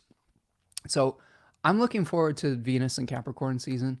I think this will be a much more solid way of understanding what our desires are. The only thing I will say about that is that Venus is still going to be out of bounds. So not quite normal yet for Venus, but getting better. So this could be positive for issues associated with women, issues associated with our desires about where we want to put down roots, in particular with Venus in the first 10 degrees of Capricorn, like deciding where we want to build could be an important function of this Venus, and smoothing out those material processes for sure. All right, so that gets us to the end of Scorpio 2, and we go into Scorpio 3. So what I would like to do is I'm going to take another stretch break here, and we'll bring up the Scorpio 3 slide, and we'll break that down for you. Do me a huge favor, friends, huge favor. While we stretch, please like the video, subscribe to the channel. I hope that you're all doing well out there. I know that it's a difficult period especially in American history. I know not all of you are American, and I appreciate you joining us, but I do know that our elections, for better or worse, do have effects on international events. I will say this. I still care about you if you disagree with me politically. I'm the type of person that I want to leave space for people to change if they so desire. I do think treating each other as human beings with compassion is very important. And I understand how much is at stake with an election like this. And believe me, I get very frustrated and angry and sad at some of the things that I see playing out in our, not only in our political system, but our international policy. It is a lot to process. And I think that one of the best ways to handle when you see violence and difference and disagreement, rhetoric, is how can you be a counterbalance to it? And to me, kindness is a counterbalance. Trying to be a bridge to people is a counterbalance. And that's not going to be everybody's role. That's not going to be everybody's method. But that's my method. And that's something that I believe strongly in. And I think everyone has the right to try to be the change that they want to see, hopefully in a way that is appropriate for them, that doesn't hurt other people. And again, it's very difficult to talk about these things because what you say will make somebody upset. What you don't say will make somebody upset. It's kind of a no-win situation, and why I try to avoid it for the most part. But there you go. That's where we're at. So let's talk about Scorpio 2.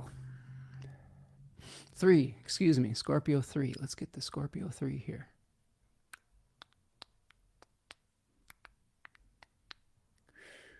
Where is it? I've got these banners up here. There it is.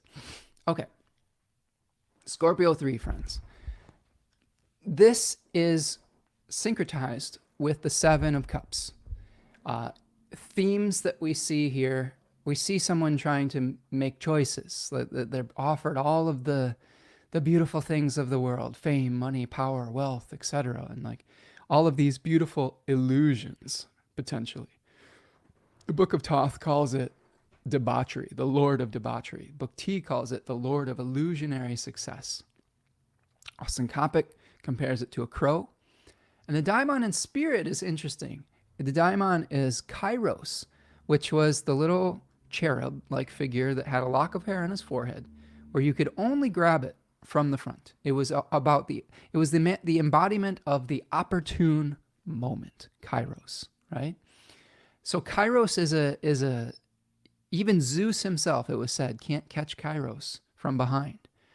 And I think that's really instructive for Scorpio 3, because when a moment is past, it's past. And if we keep trying to grasp for it, if we keep trying to keep an old form alive that just isn't infused with vitality anymore, we can do more and more evil things.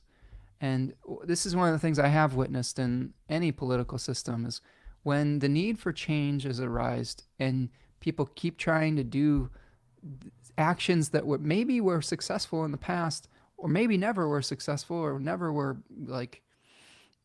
righteous, but they keep trying to uphold this past thing.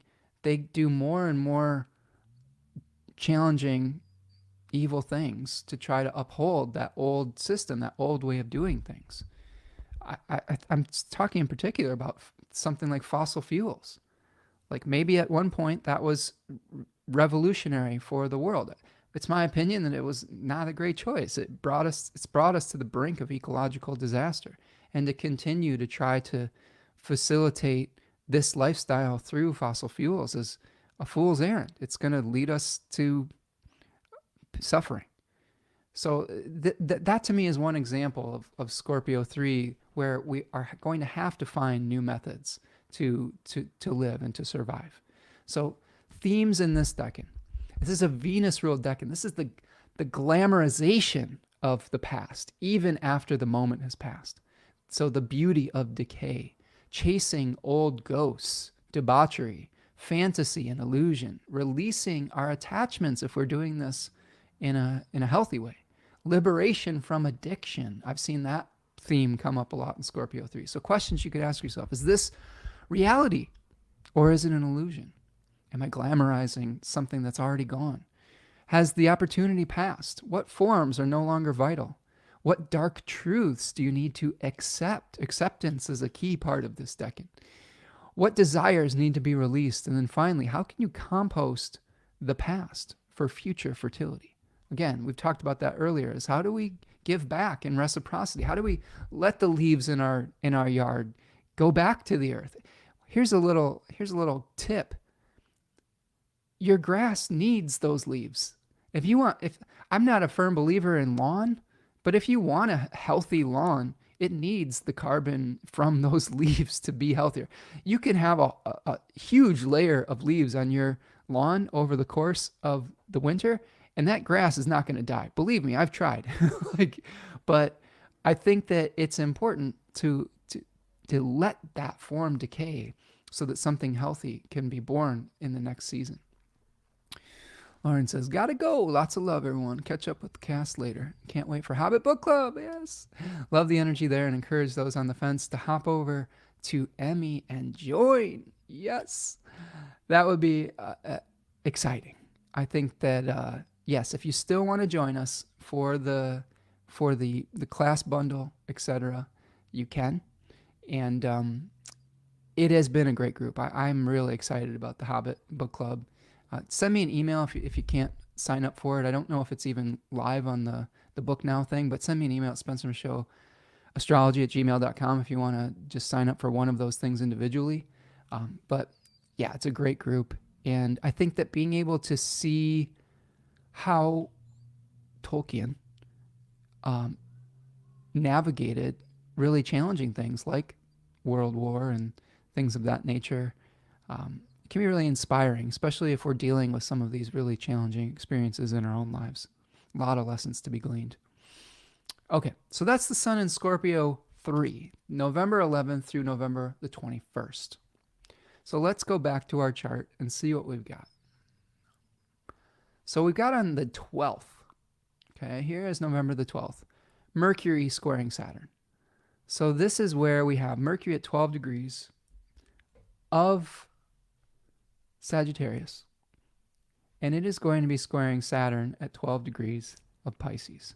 So here is another square. We talked about the Sagittarius Pisces squares. When we have these squares happening in the two Jupiter-ruled signs, to me, it's always a question of beliefs. All right, like it's what are we passionate about? What are we willing to sacrifice for those beliefs? With Mercury in the second decan of Sagittarius, we may be trying to unify body and spirit to achieve a goal, but we're heading smack dab into the limitations of those dreams, those beliefs, etc. So this might be a frustrating day where we're kind of banging our head against the wall, where we passionately believe in something, but it's just not ready to move forward yet. We have to have patience. But I will say this, as this aspect starts to separate, Mercury is slowing down and is going to station direct. So you can see here that Saturn is going to station direct on the 15th. So as this aspect begins to separate, here we see Saturn station direct. And there it is, our direct Saturn. Hallelujah, right? So what are we going to see with Saturn stationing direct? Well, a couple things. A couple ways to look at this. First of all, the Pisces area of our life is going to start reforming. Like we've been asking a lot of questions about the Pisces area of our life. There's been a lot of things that have been held in check around that area of our life. And those things might start to be restructured and reformed. We may have some endings. We have some things that we have to let go of in the Pisces area of our charts. But now we're going to start to rebuild those hopefully towards a better end. The other thing I will say is that not only does it affect the Pisces area of our chart, but both the Capricorn and Aquarius areas of our chart are going to potentially see some movement as well, because Saturn is now going to be able to provide resources from a direct motion. You might see the area of Capricorn be more affected because it has a line of sight to Saturn. So this is an opportunity for Saturn to provide resources to Venus now and Pluto in Capricorn, at least for a few days while that remain for Pluto and Capricorn. Okay. And I think that it's more difficult for Saturn to provide resources to the Aquarius areas of our charts because it is in aversion to Saturn. Now, the interesting thing about this is that Pluto is going to move into Aquarius a few days later and then is going to be in aversion to its host. I think that there's a little bit of I'm not exactly sure how modern planets work with traditional rulerships, if that makes sense. I don't have a clear picture about whether, like, let's say a Pluto, Uranus, and Neptune being hosted by one of those traditional planets, if it works in the exact same way. Let's today, for our intents and purposes today, assume that it does. But Pluto is going to move out of a line of sight with its ruler and into aversion. And it may not we may not be able to move forward with some of the Pluto and Aquarius changes that it wants to make until Saturn moves into Aries. So think about it in that regard. Let's see. Laura says, I have a neighbor who mows every other day to get his leaves mulched fine enough. You know, I used to do that. I used to mulch the leaves to get to leave them and leave them into the grass. What I've since learned from that, Laura, is that a lot of the beneficial insects, moths and etc., actually overwinter in those leaves and look like leaves.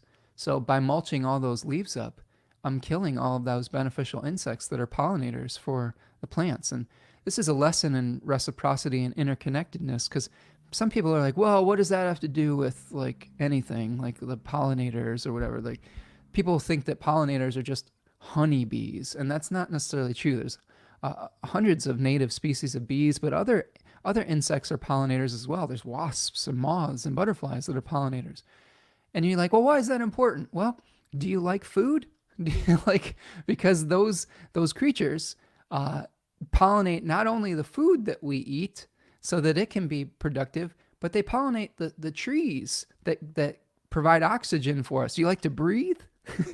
Like, I mean, these are fundamental questions. Like, why is this important? People ask. But I think that for my uses, or for my intent this fall, is what I have been doing the last season or two is just moving the leaves over to out of the parking lot, out of the driveway, so we don't slip on them, but into corners where they can just decay on their own. And in places where I don't need to do anything, I just leave them. You leave the leaves, and that stuff goes back to the earth. I don't have to pack it up. I don't have to do the backbreaking work of, like, raking every single leaf into a bag. And I just think that that's a better way to do things, and that is a hill that I will die on, because I do believe very strongly in that. There are certain things that I tend to be allow for ambiguity, but that's one that I feel pretty strongly about. There's no real good reason to not do that. Okay, so we've got Saturn stationing direct on the 15th. We've talked about that a little bit, and that's leading up the same day that Saturn stations direct. Saturn's going to station direct first. We're going to see the full moon. So Saturn's stationing direct in conjunction with a full moon in Taurus. So later that same day, got our full moon with the sun at 24 degrees of Scorpio and the moon at 24 degrees of Taurus.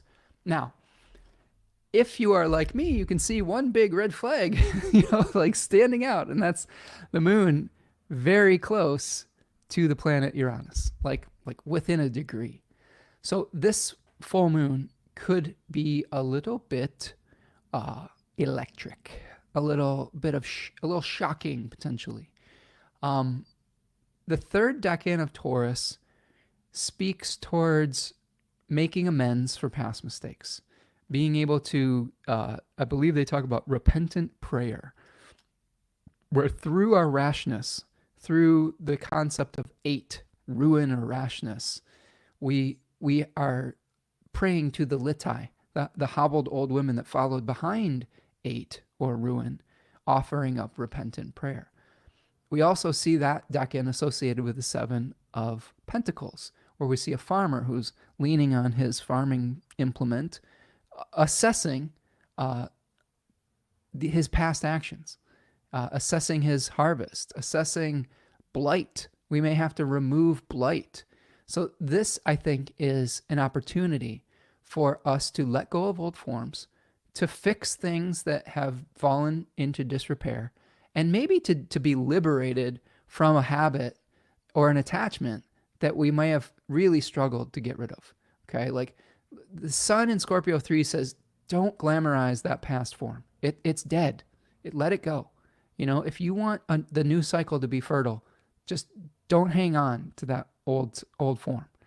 And the moon in Taurus is going to say, hey, you know, this is, if you need help letting go of it, here you go. Like, goodbye. Like, so it's a liberatory force. Now, it is pretty close to 2 fixed stars. I believe one's called Capulus. I don't know. It's the sword of Perseus. Like, I don't know if I'm remembering that completely accurately. But then we also have Algol in this general area. So just be careful that in this change that you try to maintain your wits, maintain your sanity. There could be very strong instinctual feelings and forces that arise through this. And again, staying centered is super important. Just other factors involved here. Venus is going to be hosting this full moon from Capricorn, okay, like in a trine to the moon, a whole sign trine. You know, Pluto is in a trine here in the final gasps of Capricorn. We've got Mars making a square to the sun, but it's not super tight, but it's by whole sign, excuse me. And then we're still dealing with an out of bounds Mercury in its exile. So again, this is something where we may be trying to figure out the right place to build our new forms after letting go of old ones, with Venus hosting this moon, right? Venus in the first 10 degrees of Capricorn says, where do you want to start your new material process? What is the lay of the land? What are the laws of the land? What is the genus loci associated with this place, the spirit of the place? And sometimes that can lead to a little bit of indecision that we see in the 2 of Pentacles, trying to balance out those things. But taking stock of our resources, I think, is an important action we can take during this full moon. And again, if it's not working, let it go.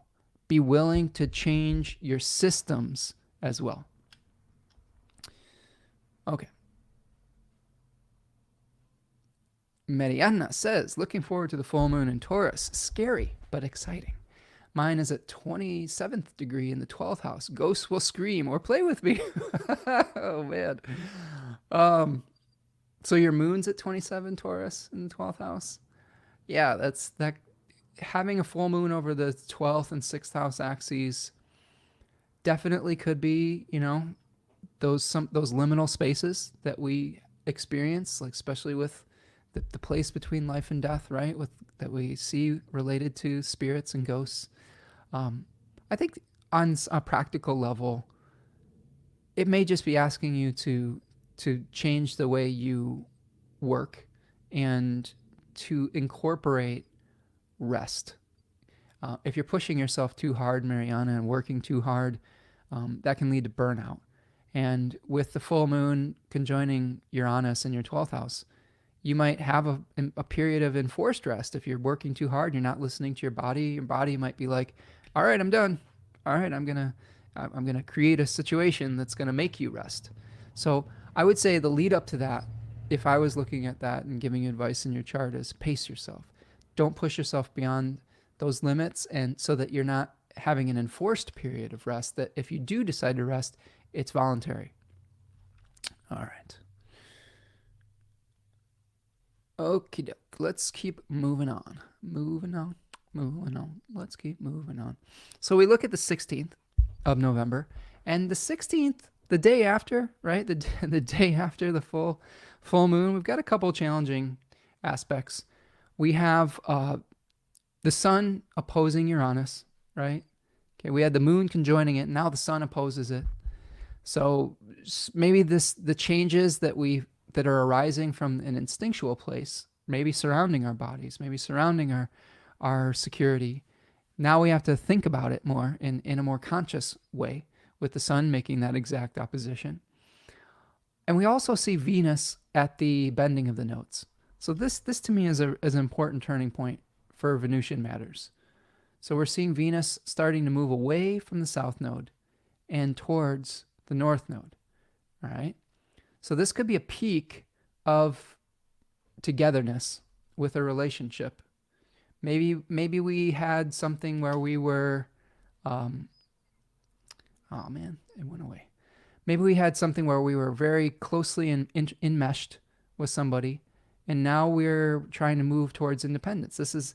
Maybe it's a little bit uncomfortable at first, but this is a great way to figure out how to recreate that material security from an independent viewpoint, right? Maybe we had a relationship that was a little bit too enmeshed, that became toxic, right? Because of having to work with an old form or an old agreement, right? It doesn't mean that the relationship is wrong or bad or whatever. At one time, that might have been the right arrangement, but maybe now there's a requirement for a new arrangement. And with Venus at the bending of the nodes, this is that peak, that turning point where we start taking actions to increase our independence and personal sovereignty, especially in related to Venusian matters and in the topic associated with Capricorn. So in this like random Taurus rising chart, Venus is in the 9th house, and it's in the house of higher education, the house of finding meaning before we take action out in the world, the house of orthodox spirituality. Maybe there's something where you're moving away from a toxic spiritual relationship or a toxic, I don't know, what else could be toxic about the 9th house? A toxic belief system that you shared with somebody else, and you're moving towards your own independent belief systems. So that's just an example of the types of things we could experience. We move forward to the 18th. We're going to see Mercury opposing Jupiter. So here's Mercury and Jupiter opposite, and the sun trining Neptune. So when we see these aspects happening on the same day, we really have to try to overlap them and see how they might be functioning together on some level. Jupiter is hosting Neptune in this case. We also are seeing, Jupiter in a difficult position, but in mutual reception with the Mercury in opposition. Mercury-Jupiter oppositions, these conversations can spiral out of control. So I think sometimes if we get a little bit too animated, fired up, that can lead to some challenges. With Jupiter retrograding back into the 2nd decan of Gemini, it is increasing the ambiguities that will lead to anxiety, is how I see that. Like it's reevaluating the choices that we've made and feeling like, man, I just don't know. There's just so many different directions I could go. And Mercury in Sagittarius wants to move forward. It wants to say, hey, I want to get going. I want to hit the target. But there may be just some more information that you need to work through. There may be some ambiguities that you have to accept. With the sun trining Neptune, I mean, I don't know if that's necessarily the best aspect for clarity, but it could give us a sense of purpose, I think. But allow for new information to come in, I think, on this day in particular. I think that when we let the planets that are moving through mercurial signs speak to us through facts, through details, I think we have better outcomes. Mercury moving through Sagittarius is not super concerned with all of the details. It's more concerned with communicating the bigger picture. But I do think having a healthy balance between big picture thinking and allowing yourself to gather information, I think will bring you out of the other side of this more intact. All right. Laura says, "Oh boy, Venus from two from Moon and Sun conjunct my Uranus. Well, that'll be fun, right?" I vote you tell the ghosts your boundary is play only. Right? Yeah, I wonder what kind of experiences you all have with spirits. I think I've had some basic experiences, nothing like super crazy.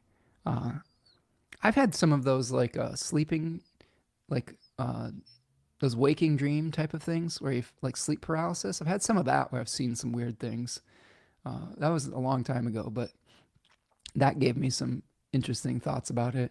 And I've also had some interesting conversations via some mediumistic type people with people on the other side that was pretty hard to deny some of the facts of that. But as far as just seeing spirits and stuff, that's not something I see super often. But I think it's interesting to think about, especially as we get towards the spooky season in Scorpio and the veil is becoming thinner. Definitely a good time to commune with your ancestors. If you have an altar with your ancestors, I think it's a great time to be able to, pray and send messages to them. We have an ancestor altar that, fortunately or unfortunately, I don't know what the perspective is on this. We're continuing to add to it. But I think it's a nice way to keep people's memory alive and to be able to honor the gifts that they gave us, the gift of life. But yes, I think if you have a negative relationship with ghosts, setting a boundary is important. I agree. All right, let's go to the 19th. And on the 19th, we have some big news. Hey, guess what? Pluto is out of Capricorn and into Aquarius on November the 19th for the next 19 plus years, ? Until March 8th, 2043. That's crazy. It's such a slow moving planet. So Pluto moves into the second Saturn ruled sign. I would say that the difference between Capricorn and Aquarius, obviously we're dealing with earth versus air. I would say we've got a cardinal versus a fixed sign. If we look at it decanically, we're moving out of the third decan of Capricorn, which is related to bureaucratic systems, hoarding resources. I think of this as like the billionaire like kind of decan. With Pluto in the third decan of Capricorn, we've seen wealth inequality crop up and things of that nature. When we see Pluto moving into Aquarius 1, that's associated with the Five of Swords, a decan that is a Venus-ruled decan, actually. So we move out of a solar decan, which is associated with power and administrating power and wealth, and moving into a Venus-ruled decan where we're actually trying to find beauty on the fringe, where we're trying to see how we can utilize resources potentially of quote-unquote lower value, like copper versus gold or silver, to create something beautiful, like to be able to repurpose things like in the junkyard or something like that. I think we're going to see a lot of movement towards repurposing things, to working with maybe resources that we might would not have considered.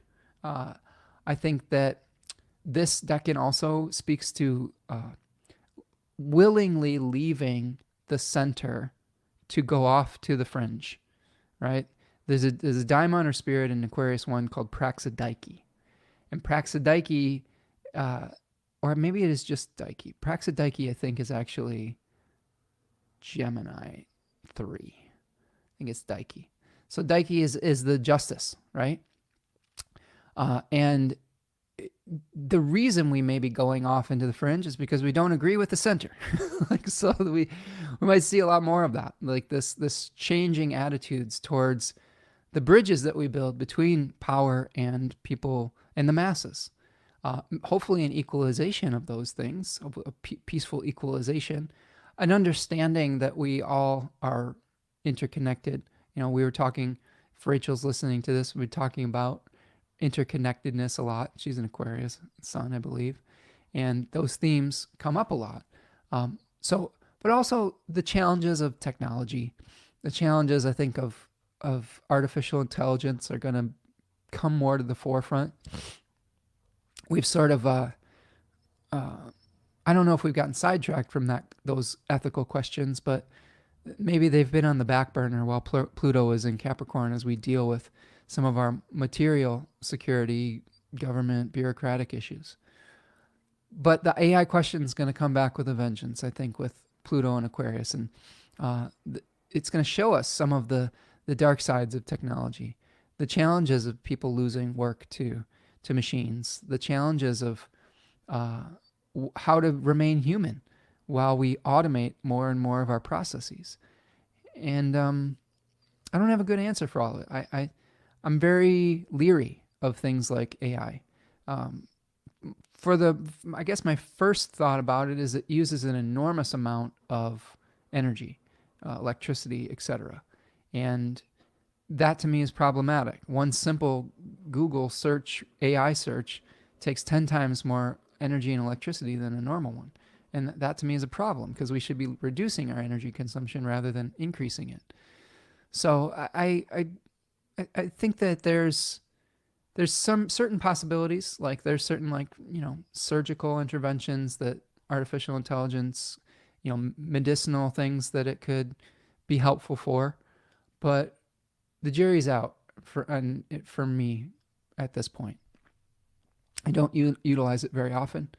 I think that I'm a little bit of a Luddite when it comes to that kind of thing, but nature moves slow. Nature is not necessarily something to be rushed. Sunny D says, I want a countdown clock for Pluto leaving Capricorn. Yeah.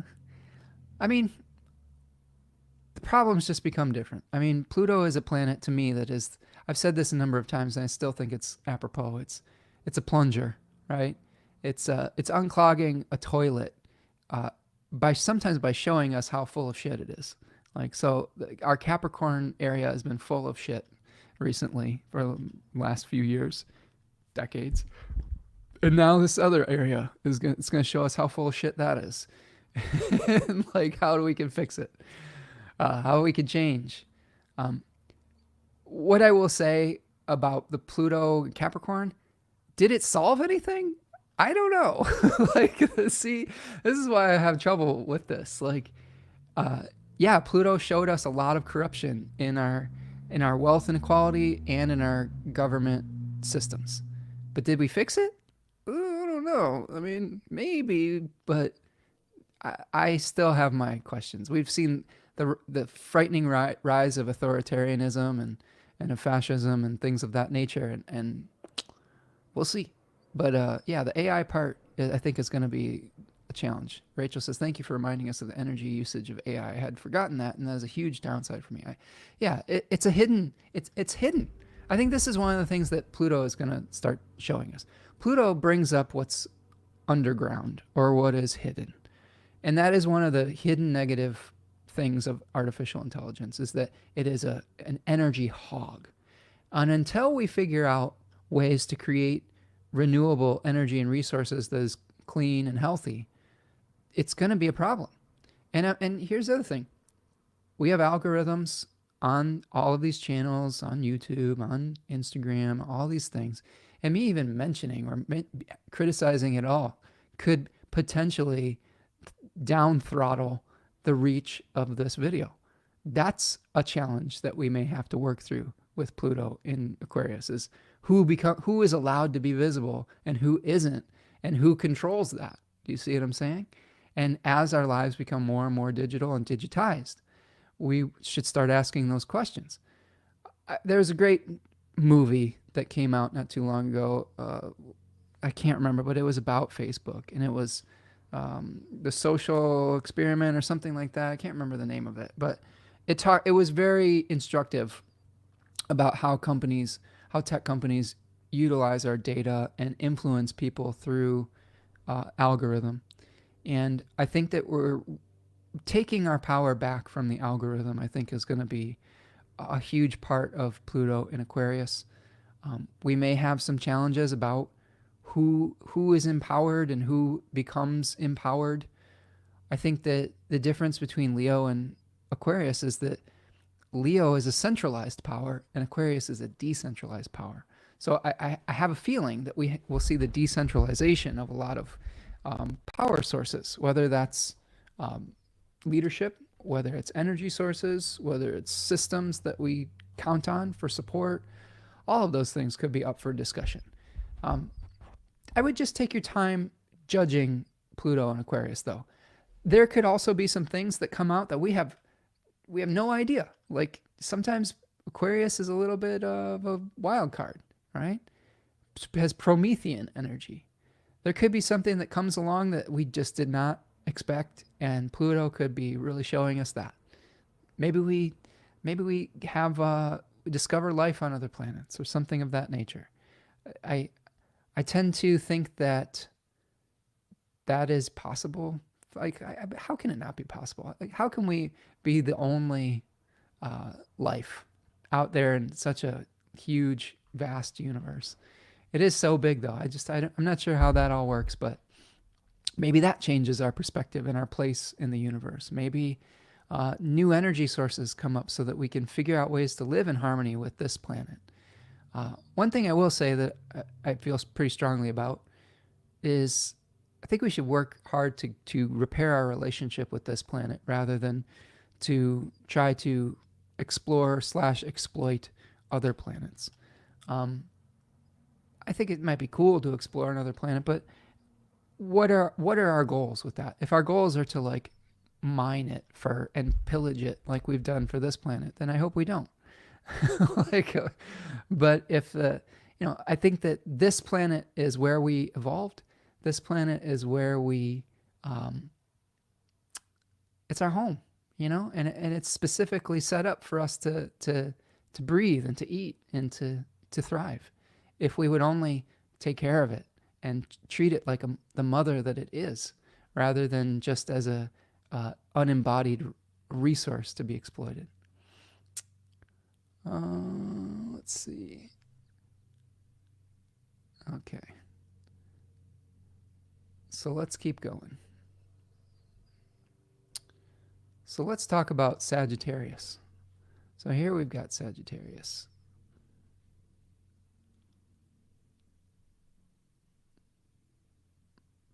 Okay. I'm just doing some housekeeping here. There we go. All right, so Sagittarius 1. So this is our period of time in the month from the 21st of November to December the 1st. And let me take this opportunity to stretch out again. We are at the 2-ish hour mark. Got to stretch out the legs and the hips. Get yourself a drink of water. Do me a huge favor. If you're still hanging out with me, like the channel, like the video, subscribe to the channel, and if you want to make a donation to the work I'm doing, you can buy a super chat with a little $sign in the chat, or you can go to buymeacoffee.com and support the channel through that website, which is very much like Patreon. It's a way to support the channel and help support content creators such as myself. All right. Another thing that I would love for you to do is to sign up for the newsletter. You can get a discount on readings and classes by doing so, and you could stay up to date with everything. All right. Rachel says, our history of exploration and discovering new lands should teach us something. Yeah. Isn't that crazy, isn't it? Discovering new lands. I have to take a minute to just kind of reflect on that. It's sad. I'm starting to, the more and more I learn about indigenous cultures of the world, the more, I don't know if it's depressed that I get, but it's just such a beautiful, I don't want to over glamorize some of those things, but I do think that there is a lot of wisdom to be gleaned with living in harmony with nature and being good caretakers and stewards of our environments rather than exploiters. And that's important to me. I know that this is like a dumb cliche, but one of my favorite movies growing up was Dances with Wolves. And I really just felt a lot of, truth within that. I didn't feel like I fit in with my community, and finding a community that you do fit in with that is more in alignment with natural rhythms and cycles was very appealing to me as a child. Even though I didn't quite understand all of the dynamics between that, there's just something about that movie, about a feeling of belonging versus not belonging, that was very striking. Um, but yeah, again, yeah, discovering new lands. We just had Indigenous Peoples Day in America, and I'm glad that we're starting to see that quote unquote holiday moving away from its previous incarnation, and more towards ones that celebrates the original peoples of this country. Yeah, Rachel says very influential movie for me too as a young person. Yeah, really, my grandfather used to put it on VHS. It was so long too. Like we used to watch that movie a lot, and it just is a very visceral experience, especially when you have a lot of questions about your upbringing and about your role culturally, and about how to start to heal some of the rifts and divides from some of that past, those past mistakes and challenges that our ancestors may have perpetrated on the peoples of this country. So, yeah, real powerful stuff. Rachel says, I'm wishing my Astro community an early good night. It's only 9:15, but I need some sleep and wake up refreshed for the weekend. Thanks for your time, Spencer, energy, and insights. Thank you, Rachel. Appreciate you joining us from across the pond. I hope everything's going well over there in Ireland, and keep us in the loop and keep us up to date as to what's happening over in in Europe. I guess I was gonna say the British Isles, but is Ireland the British Isles? I don't think it is, so I don't want to misspeak. But keep us up to date as how things are going. I really value the international perspectives, and the ability to get out of just a very isolated North American centric perspective. It's really valuable, I think, especially for Americans, because it's sometimes hard for us. This is a big country, and a lot of the rhetoric around our country is very isolationist, and seeing those new perspectives and seeing how all of these things fit together as a global community is really valuable to me. So thank you for continuing to support and show up with your beautiful insights, friend. Yeah, it says, yes, I think we should perhaps learn to know and treasure and belong to the spaces we already inhabit. Yeah, right? Absolutely.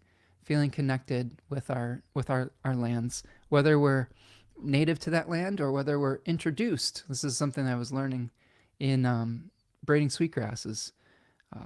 My family was a nice way of putting it as introduced. And how do we become, I don't know how to verbalize that. How do we become helpful as an introduced species rather than destructive? I think that's one of the things that they talked about, naturalized, right? Yeah, Tom's saying expand your horizons.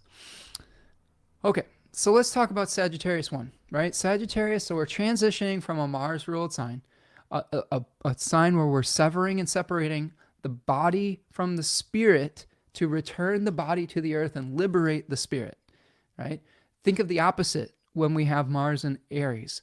We're severing and separating from the collective to infuse into a body in Taurus season.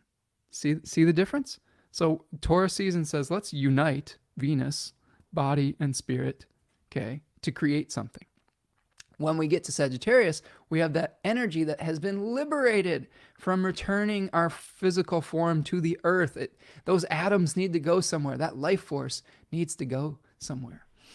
Oh yeah. Yeah, too late to talk about that conversation, right? Absolutely, Rachel. Well, have a good evening, friend, and again, thanks for your support. So let's talk about this liberation of energy in Sagittarius 1. You could see here an 8 of Wands. We have this motion, this swiftness that they talk about in Book T in the Book of Thoth, the Lord of Swiftness. We have a spirit in this decan called Loimos, and Loimos was the god of plagues. So there is significations in this decan about spreading something or things becoming hosts for other people's agendas. Okay. Now that can be positive or that can be negative. Like, we have to be careful in this decan that we have our own goals so that we don't become parasitic hosts for the goals and agendas of others. So themes of speed, movement, the arrow. I like how T. Susan Chang contextualizes the 3 decans of Sagittarius. She says, Sag 1, the arrow.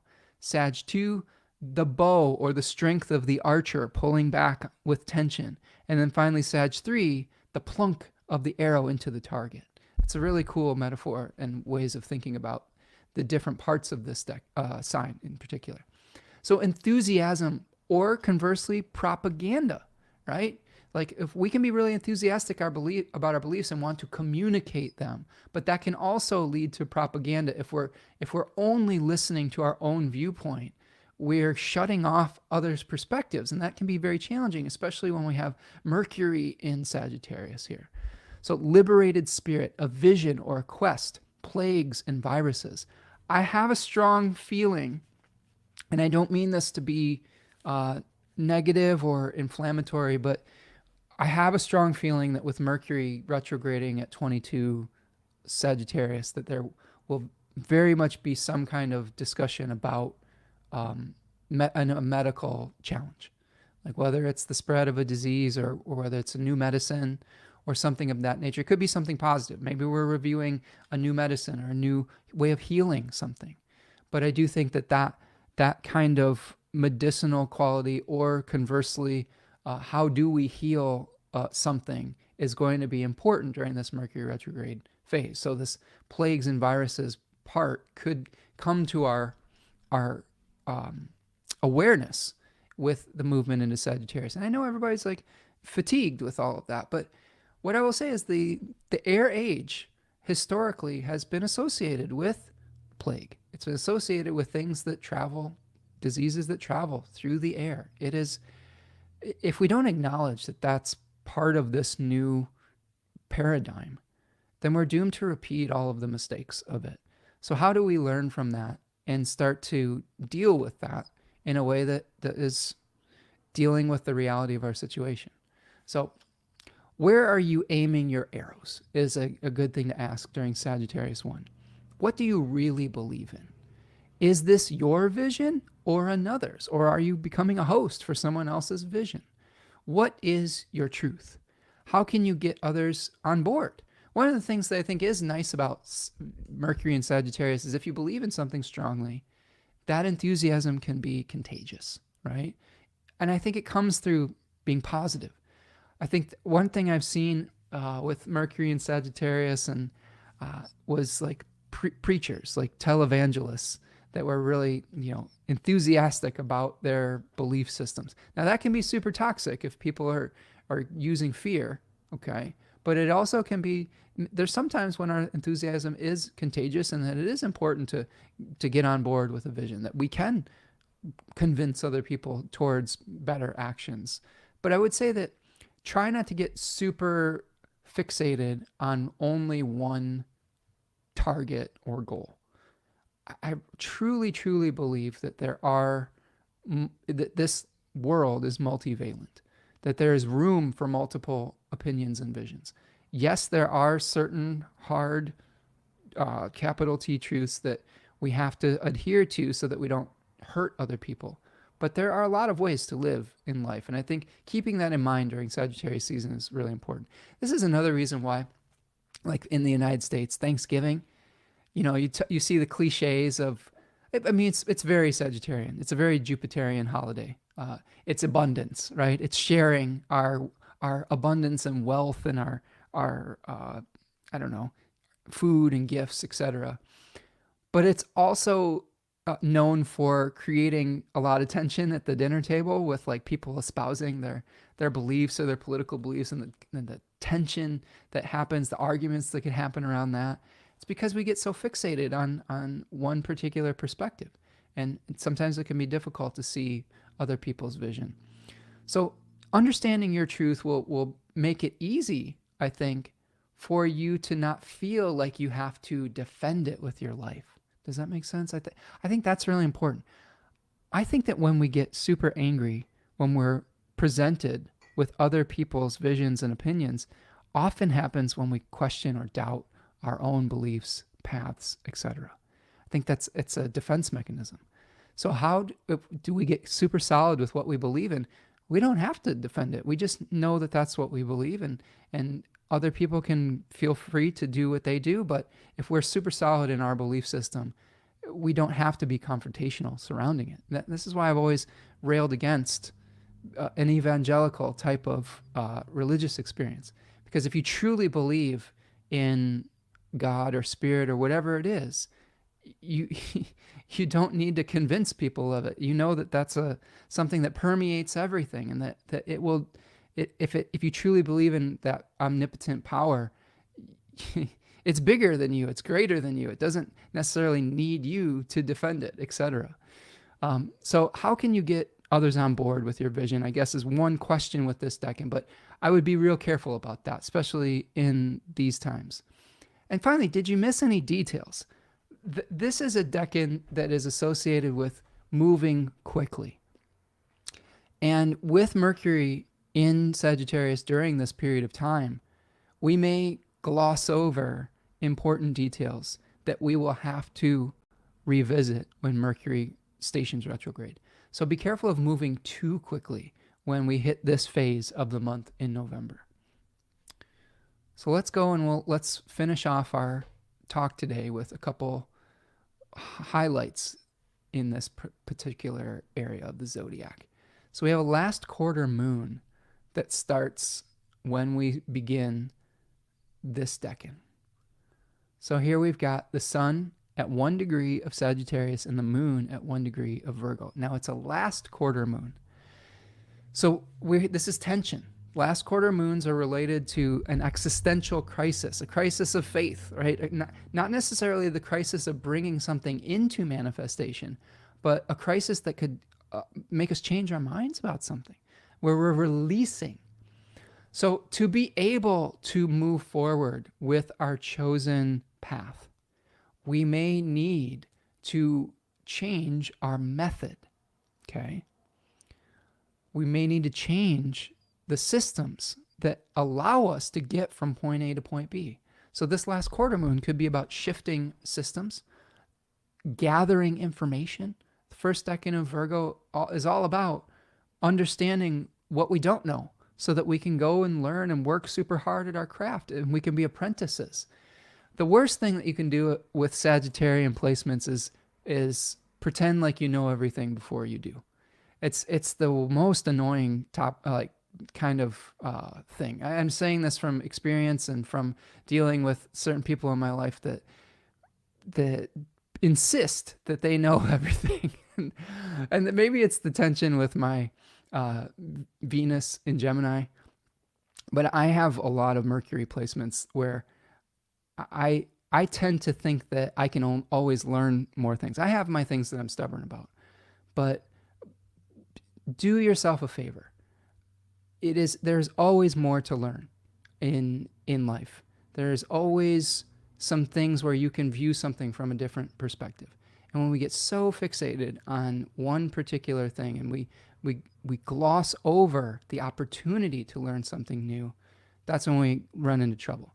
Now, one thing I will say about Sagittarius Sun, we're going to start having a trine with Mars, and that I think can be really positive.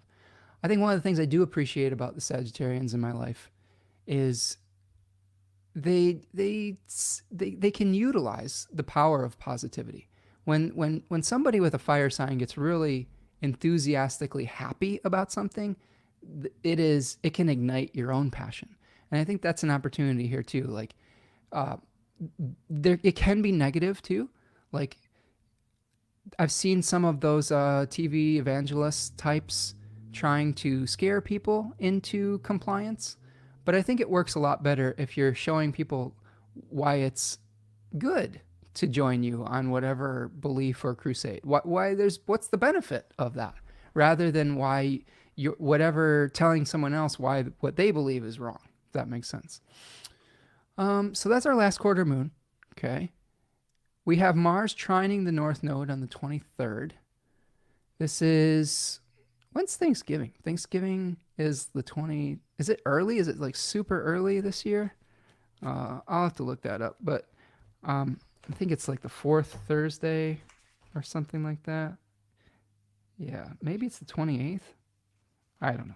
Somebody tell me in the chat if it's the 21st or the 28th.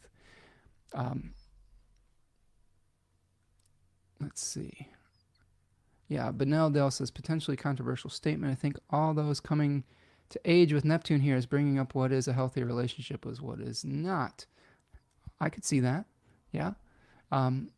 With Neptune in Pisces versus Neptune in Sagittarius. Oh, Rachel says it's the 28th. Okay, thank you for clearing that up. Okay. Tom says more than 50 years later, I'm still learning astrology. Exactly. Look at Tom. I think our elder statesman in the group, still learning, still open to new experiences, which I love about you, Tom. That is amazing.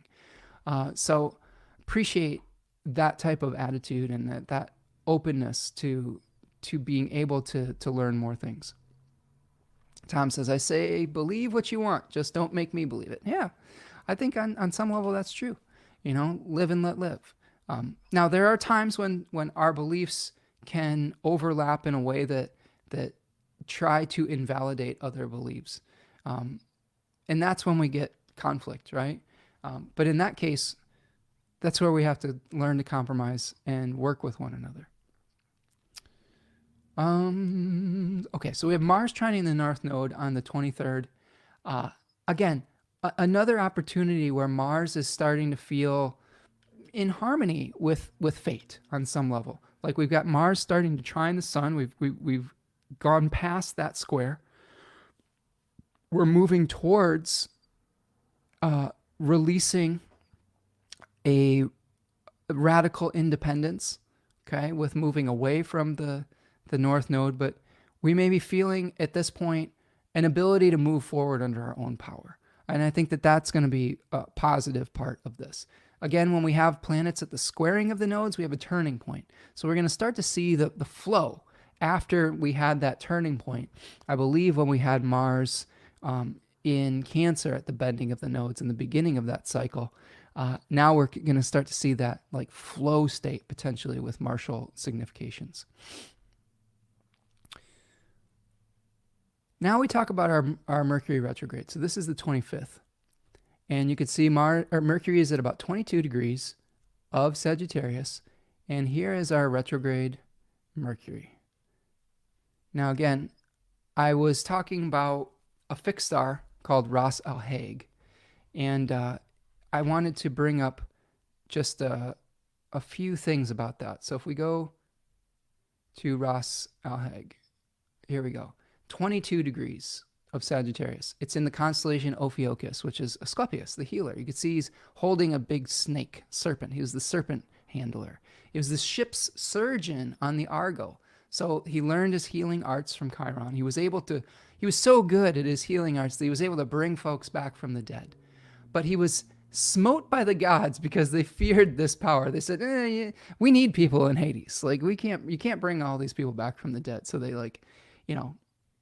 they smote him down. Zeus sent a thunderbolt, and that was that. So awareness of new healing methods, transmuting poison into medicine. So reviewing medicine, reviewing new healing ways, something of that nature. And potentially, maybe it's in response to a new health challenge collectively that we have to deal with. Again, I highlight things like avian flu because my partner is a farmer's market manager, and she works with farmers. And the thing that's been kind of a feature of this year is that there's been a lot of poultry death. There's been a lot of cattle death that we're not really talking about enough due to this avian flu. And it's a problem. And I think that it's something that we're probably going to have to reckon with or deal with at some point. So I guess just be aware of that and take the necessary precautions, etc. But the Mercury retrograde part of this could have us asking those questions. Now, this is also a decan that's associated with carrying a heavy weight, right? Carrying a burden. So if we look back to the card associated, we are asking ourselves questions about how much responsibility do we need to carry by ourselves?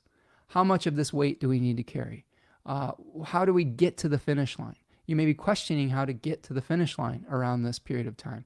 The spirit in that decan is a Nanke, which is the force that compels us to completion, the force that compels the earth to spin on its axes. One thing I talk about a lot with this is this decan is delegation. A lot of people that have planets in this decan, or when we're experiencing transits in this decan, we try to carry too much of a load, right? And how do we allow ourselves to get help? This is something I often talk about with my Sag 3 Sun partner, okay? Is she carries a lot of responsibilities, and she's very strong, but sometimes she's got to put a few of those sticks down.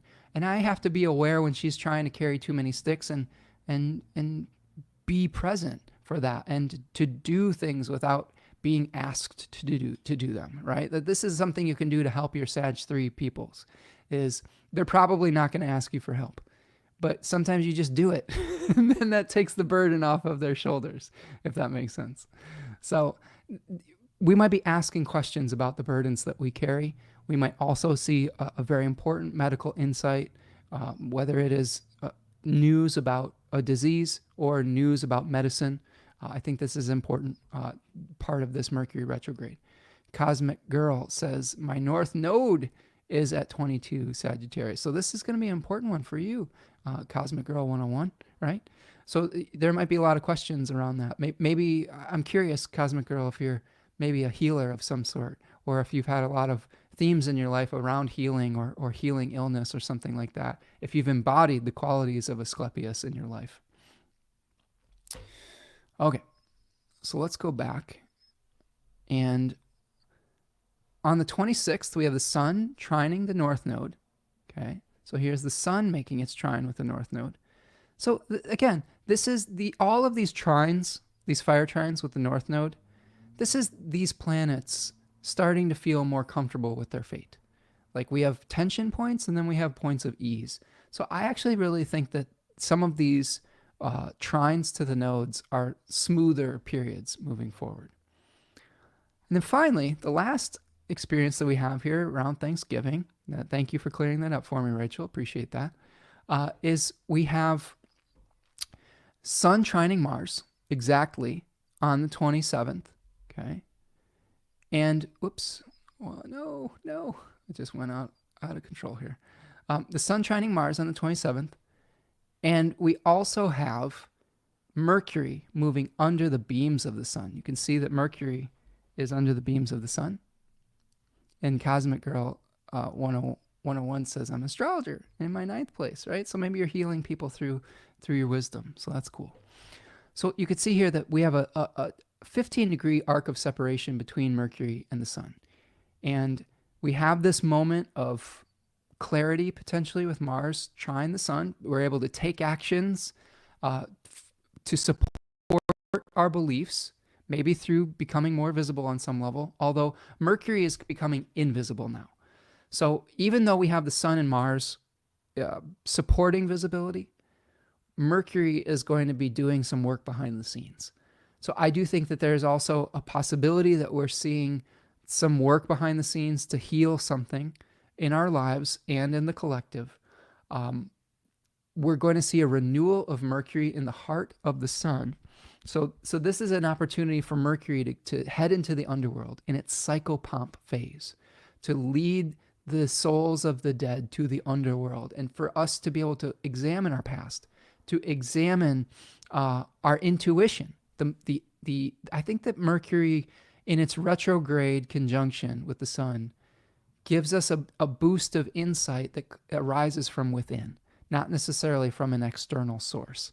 So I think that that's important. Getting in touch with our truth is important. And I wanted to kind of take a look at where Mercury is conjoining the Sun again, to see where we might be experiencing this conjunction. So here we have 14 degrees of Sagittarius. That's December the 5th is the Cazimi moment. So between the 28th and December the 5th, go internal. Like, ask yourself questions about your beliefs, what it might take to achieve your goals, to hit that target, etc. How do you heal yourself? How do you become healthy?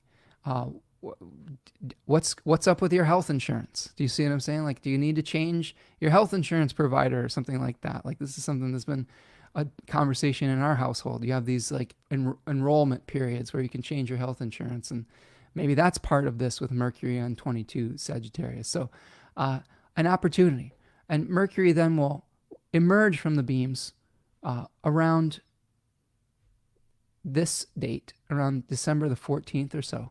Okay, December 13th and 14th. So that's going to be the end of that cycle, and then it'll station direct on the 15th. Okay.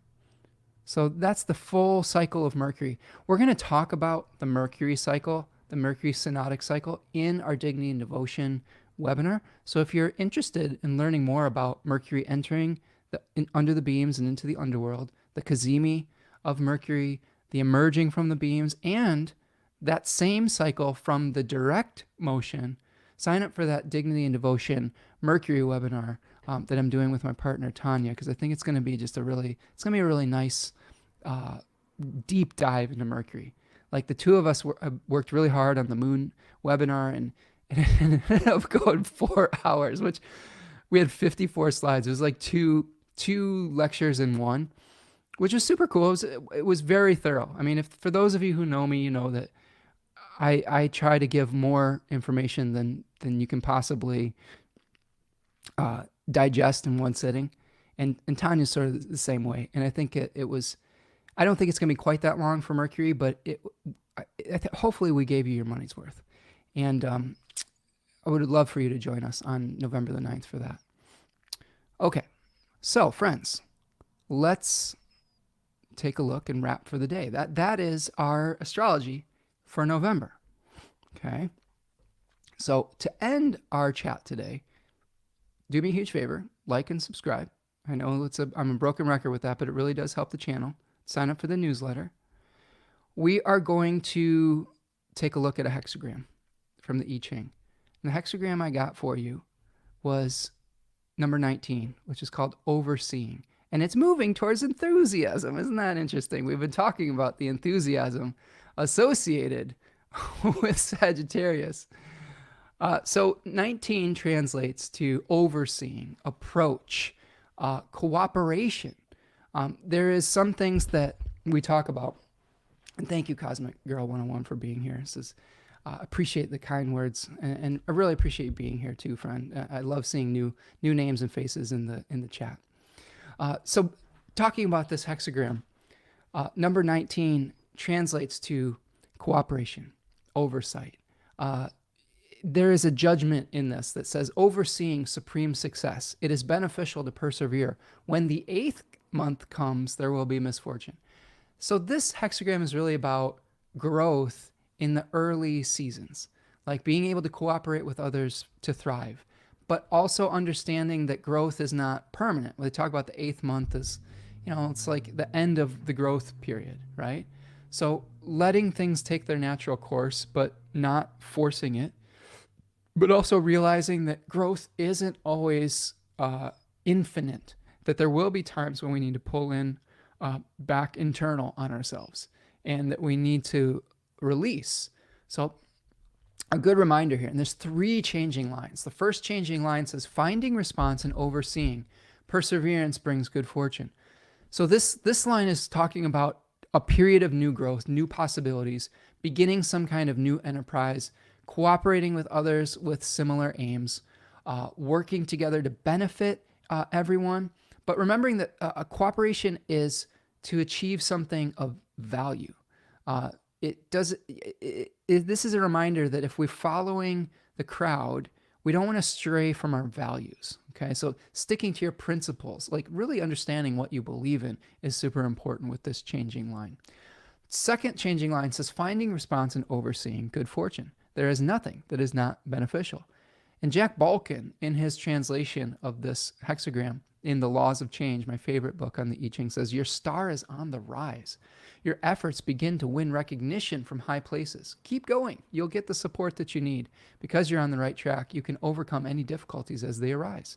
The lesson of this line is that when you have good ideas and the strength of character and consistency of mind to push them forward, you will eventually meet with a welcoming response.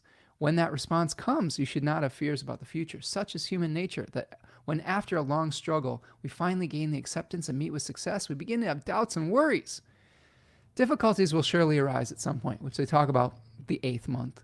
But don't be concerned, it says. Simply continue to make progress in the determined spirit in which you began. And then finally, the 4th line is changing. It says, complete overseeing, no blame. It says, your approach to the situation is completely appropriate. You are moving in the right direction. Even if you encounter difficulties along the way, your behavior is correct, and therefore you will be able to enjoy continued success. The 4th and 5th lines of this hexagram represent overseers who respond to the subordinates or people that they work with in the 1st and 2nd lines. The lesson of this line is that as you progress upward, you must ensure that your relations with those below you are helpful and appropriate. Remember that you too were once a newcomer or a subordinate, hoping that someone would recognize your talents and give you a chance to prove yourself. Therefore, as you gain influence, be sure to help others along the way. Recognize the talented people who work with you and look up to you. Reward promise and merit without prejudice. Be a good mentor and try to set an example for others to follow. So a lesson in maintaining our humility, even if our situation and our station changes. This is the mark of a good teacher. And I would say that Sagittarius and Jupiter are associated with teachers and with guides. And I think that a good guide, a good teacher, is always willing to learn more and always willing to learn from the people that they are leading. And that's something that I really try to embody on this channel, is the participatory nature of it allows for new insights to come in rather than me just speaking at people or into the void. And I think that that's a really important ability to maintain, especially when you start to gain knowledge. And this is what this hexagram is encouraging us towards. Enthusiasm is the hexagram number 16 that it's changing towards, which translates to stirring up, inspiring, broadcasting, undertaking, preparing for, providing for, planning ahead, enjoyment, and delight. So this hexagram is really about sharing our joy with others. You know, one of the best qualities of Sagittarius is sharing our positive enthusiasm for what we feel is good in the world, right? I think if we stick to sharing what we're excited about, what we're happy about, rather than dumping everything that we're angry about on the world 24/7, not to say that we can't bring up negative things. We don't want to bypass the negative things that need attention. But I do think that we do need a turnaround. We do need to identify the challenge and then say, this is an amazing way to change this. This is an amazing way give people a reason to get on board. I think that's super important. And this is what enthusiasm in this hexagram is teaching us, is how do we share our joy with others through broadcasting our enthusiasm. All right. And I've got one more thing for you. Cosmic Girl says, here, humor seems to be elusive at the moment, right?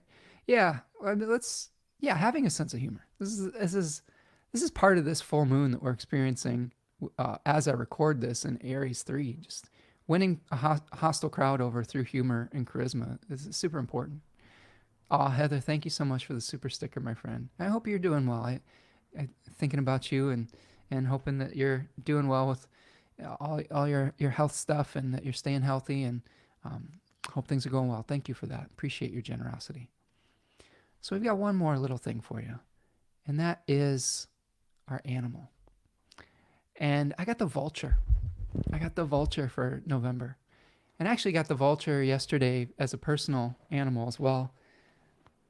This is I love vultures. This is an important animal to me and to Tanya. This is one of Tanya's, I guess, spirit animals.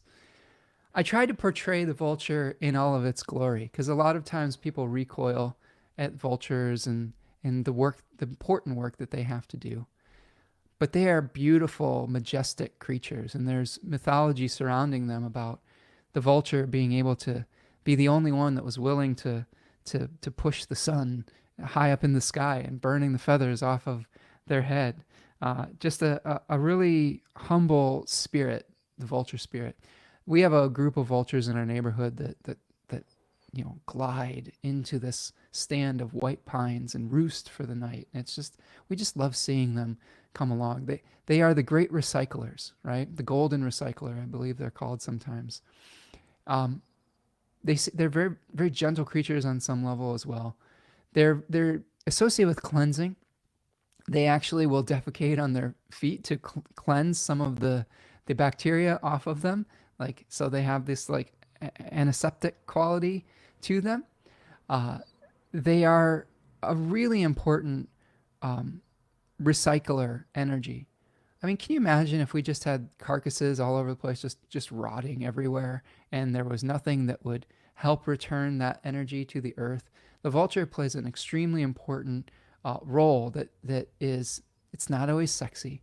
It's not always, the type of role that gets a lot of kudos, but it is so important for death and rebirth and renewal.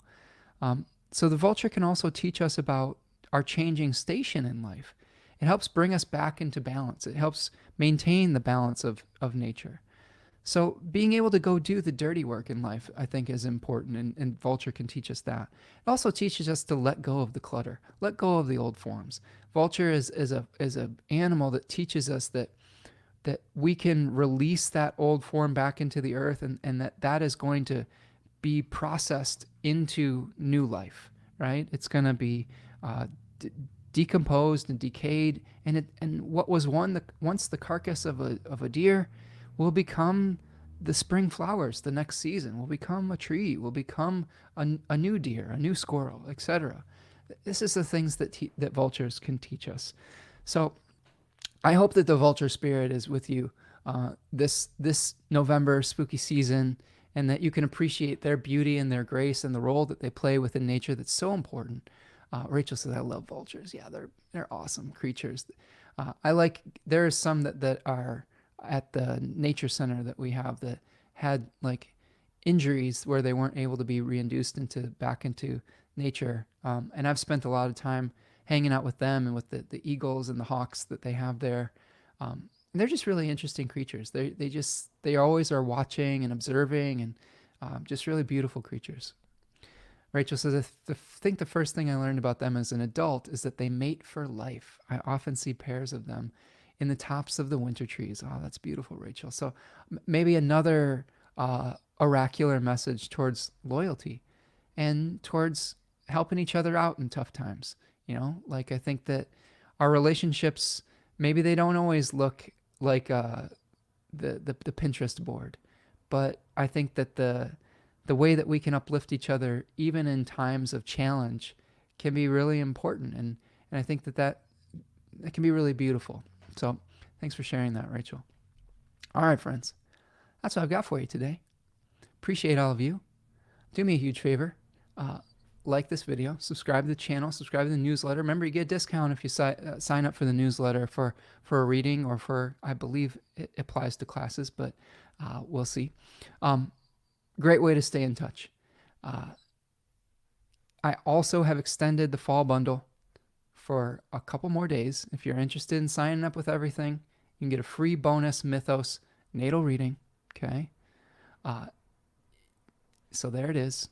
If you want to do the Decan Walk, you want to do the 7 Traditional Planets webinar, the Hobbit group study, super fun. Go sign up this month for the Dignity and Devotion Mercury webinar. Would love to, Tanya and I both would love to see you there.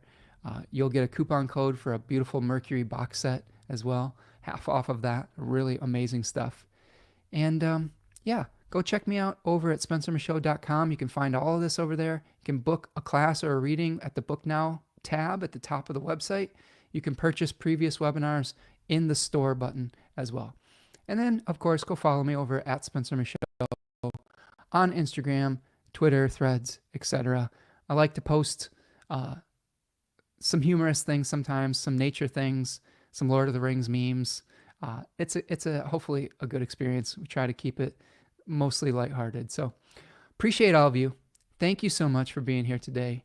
It's always an honor to see people spending their Friday afternoons here And I really appreciate all the contributions that everyone has made, not only monetarily, but with your wisdom and your comments and your stories and being able to just share your lives with us here today. So thanks again for that.